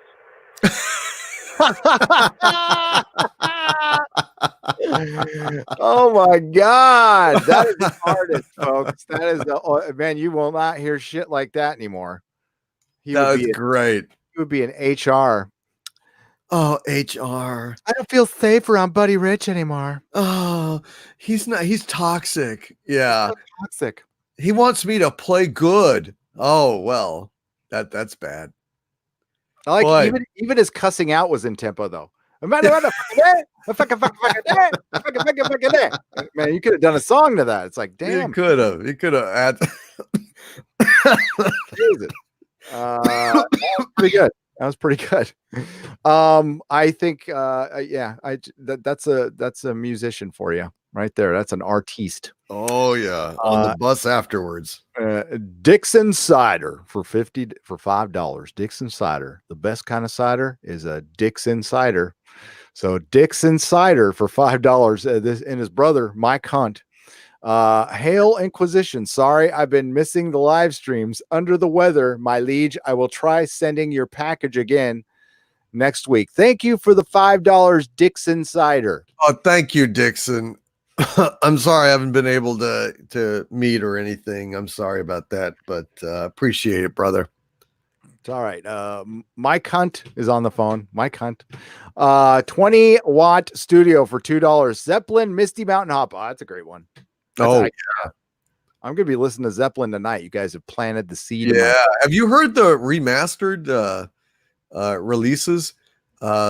Led Zeppelin 3, Led Zeppelin 4. They came out maybe about a year and a half ago. No. Are they on vinyl? No, they're on CD. But oh man, it is good. I think it was one of them. I mean, is it Paige that's obsessed with the. I mean, he's been in the vaults and digging around, and it's got a deluxe edition. It's got like going to California, with the instrumental alone. Whoa. It's just got so much great stuff. It's just so you can hear it, and the voices and it's just so clean but well balanced. It's just so good. You got to listen to that. I got it. Yeah, most definitely. I've been really into my vinyl lately. You're a soundtrack collector. Let me get to this one. Stellar Heather for $2 says, reiterating, I'd love a Doom-rotic music stream. Yeah, we can do that. That would be fun. Just talk music. You are a soundtrack nut like I am. Okay. Yeah. Give me just a second. I don't know if you have these or not. I just discovered these. Hang on. Let me grab one. Because it's within arm's length somewhat. I hope I don't knock down a bunch of action figures. Get out. Okay, there we go. I haven't opened the plastic off it yet because I just got it. So I was kind enough to get this from one of them from a subscriber, but I had to get the first two. Now I didn't know the first one's uber collectible and it was a lot of money, but Howard Shore, Lord of the Rings. Green vinyl in book form, extended versions with the book, and it's fucking awesome. Is it? Best soundtrack packaging ever. Now this is like $80. Totally worth it. Totally worth it. Oh yeah. But the first one's like you're gonna have to do some digging to get that one a little cheaper. But dude, if you like soundtracks and they sound so good. So good. I opened up the Two Towers because that's my favorite soundtrack. But that is fantastic. Oh man, yeah, that should I don't know. That should be on Doomcock's Christmas list. He's been a very good boy this year. I heard. I love Howard Shore's work. I think that score is epic. It's one of the greatest scores of all time, no doubt about it. Man, it is so good. And Howard Shore, I mean, I knew him. I mean, well, he was the musical director for Saturday Night Live. Yeah, in the first season. And then he did The Fly. He did Cronenberg's The Fly score, which I had many, many years before, Lord of the Rings ever came. I mean, I loved The Fly. And I was blown away by his score even then. God knows that he would create something so nuanced and brilliant and bombastic as the Lord of the Rings. I mean, it just gives you chills. It doesn't sound like I know this might sound weird. In the Lord of the Rings, when I found out it was like a guy from New York who made that. I mean, this sounds like somebody British would make it. I don't know. Yeah, weird, but it sounds like a British composer would do this. How did an American guy from New York or somebody from Vienna, and he's actually the musical director for SNL. So yeah. I mean, in that goofy, first couple of seasons, it was Howard Shore and that's crazy. I know, and that he had that brilliance in him is just astonishing. I mean, I get like just chills when you put it on and you hear that.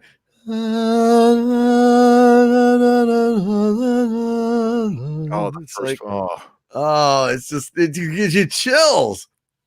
My favorite one is I like when it opens, it's brilliant. My favorite piece is when they were lighting the beacons in in Return of the King, and they're doing that.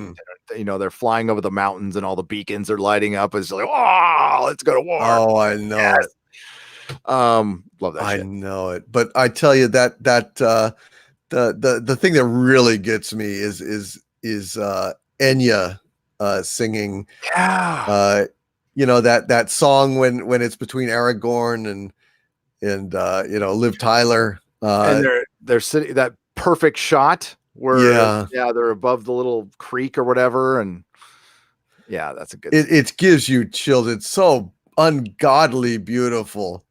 I mean, I can't even do it, but it just I hear it in my head, and it just gives me chills. It's so beautiful. I kind of hope they never put that in 4K. I think it's just something that it kind of looks better. It doesn't need it. I mean, I mean, hell, I could.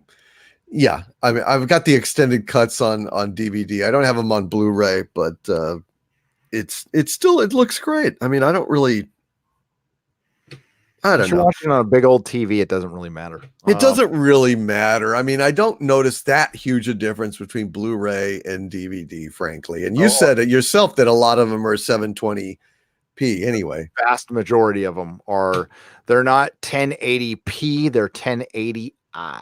Okay. And which is essentially 720p because of the compression and what they're putting into those things. And I did the final pass on fucking more movies and TV shows I could count at Technicolor, and no, well, I mean, some were, but like what was that disc? There was a Spider-Man Blu-ray that came out 10 years ago or so. 2.5. No, it was Super Bits. Remember the Super Bits where they would just put the movie on the disc? Those were good. The Super Bits. I don't know how many they did. I've never even heard of them. Yeah, Super Bits Blu-ray. Hang on, I'll show. So they'd compress them to put all the extras and bullshit on there. Yep, they have to. And 1080i is interlaced as opposed to P, which is progressive, and so you're getting the, you know, one half of a frame, you know, alternating, and it's just not nearly the same thing. What's progressive is every frame is rendered out as its own thing. For those of you out there who don't know that stuff. Is that it? There's the 40K. I know I didn't imagine this. I know I bought these things. Yeah, there it is. Not Amazing Spider-Man. Fucking, I can't find it now. But yeah, it was called a Super Bits, and it was just the raw movie. That was it. Nice. Yeah. All right. So we got to the last super chat. We can hang on. Did we get some? Okay, we're good. We are caught up, and we had like, God, I think our peak count was like 2,400 people watching. We still have like 16, 17, 1,800. Thank you for watching the Inquisition tonight. We're not sorry there wasn't any Batwoman. Cecil, what the fuck, Cecil? Physical Graffiti is the best album overall, but Zeppelin 3 hits me in the feels and is my personal favorite. So you like the more acoustic version, but Zeppelin 3 is brilliant, dude. That is the best album to get stoned to by far. So I'm with you there, Cecil. I'm with you. Zeppelin 3, you know. Well, I think the one I like that's Zeppelin 4, isn't it? The one with Stairway to Heaven, Yep, and that's Zeppelin 4. Yeah, that's my personal favorite. But I respect all of Zeppelin. I even like parts of Coda, which isn't officially an album or anything, but yeah, I still like it. Into the Outdoor. I mean, I still love it, but it's not my favorite. Mm-hmm. Yeah, Zeppelin 3 is pretty fucking good though. It's got a good cover too. Now I'm gonna listen to some Zeppelin. Thank you, Cecil says, for $5. Cecil is love, everybody. All hail Cecil. Go subscribe to his channel. Hail Cecil. He does some very avant-garde stuff over there. Especially the Mego Human Centipede, the Mego Centipede. Mm-hmm. That is art on the highest level. Dude, you could sell that as modern art. I'm not kidding you, Cecil. You take that to SF MoMA or something, they'll buy that shit for you. Sing either Golem song or Concerning Hobbits, please, Doomcock. Anti-derivative for $5. I don't know. If I heard it, I could. I just don't The road goes, I don't know why the song, but the road goes ever on and on. I got to get the lyrics. I can't do it. From the door. I just heard it the other day. The road is the one I know. But you know what I was thinking? I was thinking of that song when I watched Danny on Terminator Dark Fate. Danny Baggins. That's what I'm going to call her from now on. Danny Baggins. Yeah. She was so funny when she's holding the big rifle, and her big training montage, Doomcock, is 30 seconds. They're like, we're going to get a kill box. So here, fire this gun once at a watermelon and you're trained. And that was it. And congratulations. Oh my God. When she holds the gun, it is so hilarious. She's like, it's like she's holding a bazooka, but it's like a regular size gun. It's like an AR-15. Guys, I don't know what it is. I don't shoot the guns. If you heard my AA story, you will know why I don't shoot the guns, because I'm not allowed to. I'm not allowed to have them. Yeah. So it's yeah. There's a lot of you out there have a lot more rights than I do, because I kind of fucked mine off in my 20s. Oh man. Oh man. Okay, so maybe anti-derivative. Maybe on my super chat square up tomorrow, I'll sing a Lord of the Rings song. So like actual songs with lyrics? Is that there's songs? Oh, there's fucking songs. There's songs up the ass. But the road. Well, you got see. The thing is, though, I don't know how you're supposed to sing them. I would go off of what the Lord of the Rings radio drama did, which was pretty good. But they sang everything like Upon the Hearth, but they sing it all like the same song. I just go duh. Dun dun dun dun dun dun dun dun dun dun dun dun dun dun dun. God, it's great. So dude, damn that good. money shot when they're walking like between the rocks on the top of the hill, it's like, and they all got the duck lips going, and that's fucking good shit, man. That is good shit, especially Aragorn. He's got duck lips in that one. There's a road calling you to stray, step by step, pulling you away. Under moon and star, take the road no matter how far. Where it leads, no one ever knows. Don't look back, follow where it goes. Far beyond the sun, take the road wherever it runs. The road goes ever on and on, hill by hill, mile by mile, field by field, style by style. The road goes on, ever on. The road goes on, ever on, hill by hill, mile by mile, field by field, style by style. The road goes ever on. Mountain and valley and pasture and meadows, stretching under for a mile after mile. Fenland and moorland. Yeah, this is everybody's lyrics here. One more mile, then it's time to eat. Pick some pears, succulent. But is this from yeah, the road goes on. That's the whole goddamn thing right there. The Rangers lyrics and the elves. But I just remember Bilbo singing parts of it back. But there you go. But not all who wander are lost, everyone. So yeah, that's as closest to rapping I'll ever get, buddy. No, you know what? I'll rap maybe some Country Dick Montana. I don't know if anybody knows who Country Dick Montana was. No. Oh man, never heard of the Beat Farmers? It's a San Diego band. Country Dick died in Canada. He was did a little too much cocaine, but he sang the song Happy Boy. It's one of my favorite all-time songs by the Beat Farmers from San Diego. Wow. Thank you all for the Led Zeppelin comics. Rock on for $2 from Casual Gamer. Thank you for the $2. Doomcock, plug your channel, please. YouTube.com/Overlord DVD. Explosive growth in the last couple of weeks, up to 71,300 subscribers just about now. And geez, it's just really going, and I would love it if you guys would subscribe. Got a lot of covering pop culture and culture war issues, and fighting for canon and for our rights as an audience not to be crapped on by corporations and have our myths destroyed for profit. So it matters a lot to me. I also post all my live streams and stuff on the youtube.com/the Harvey Zone. So if you could subscribe to that as well, that would be awesome. And finally, I have patreon.com/Doomcock and subscribestar.com/Doomcock as well. Thank you, Gary. You're welcome. When this lands on Nerdrotic Live, all of those links will be in the description. They will also be on the description when I plant this on my website. I plant all of our live streams on nerdrotic.com. So you can subscribe to that on iTunes or Player FM or any iTunes mirror and Nerdrotic Live. Thank you, Doomcock. As always, the Inquisition is my favorite show. The show kicks ass. I'm glad we're back at the normal format. I don't know if I'm gonna do a Watchmen review or not. That's gonna take a lot of time. I know, and it's like I don't know. Do you think I don't know that there's any interest? Am I crazy? The one thing I do know, I go back and forth because the reviews are a lot of work, but I know just what I've gotten from feedback from people who like both of us. People really like our reviews. They really like your reviews, especially.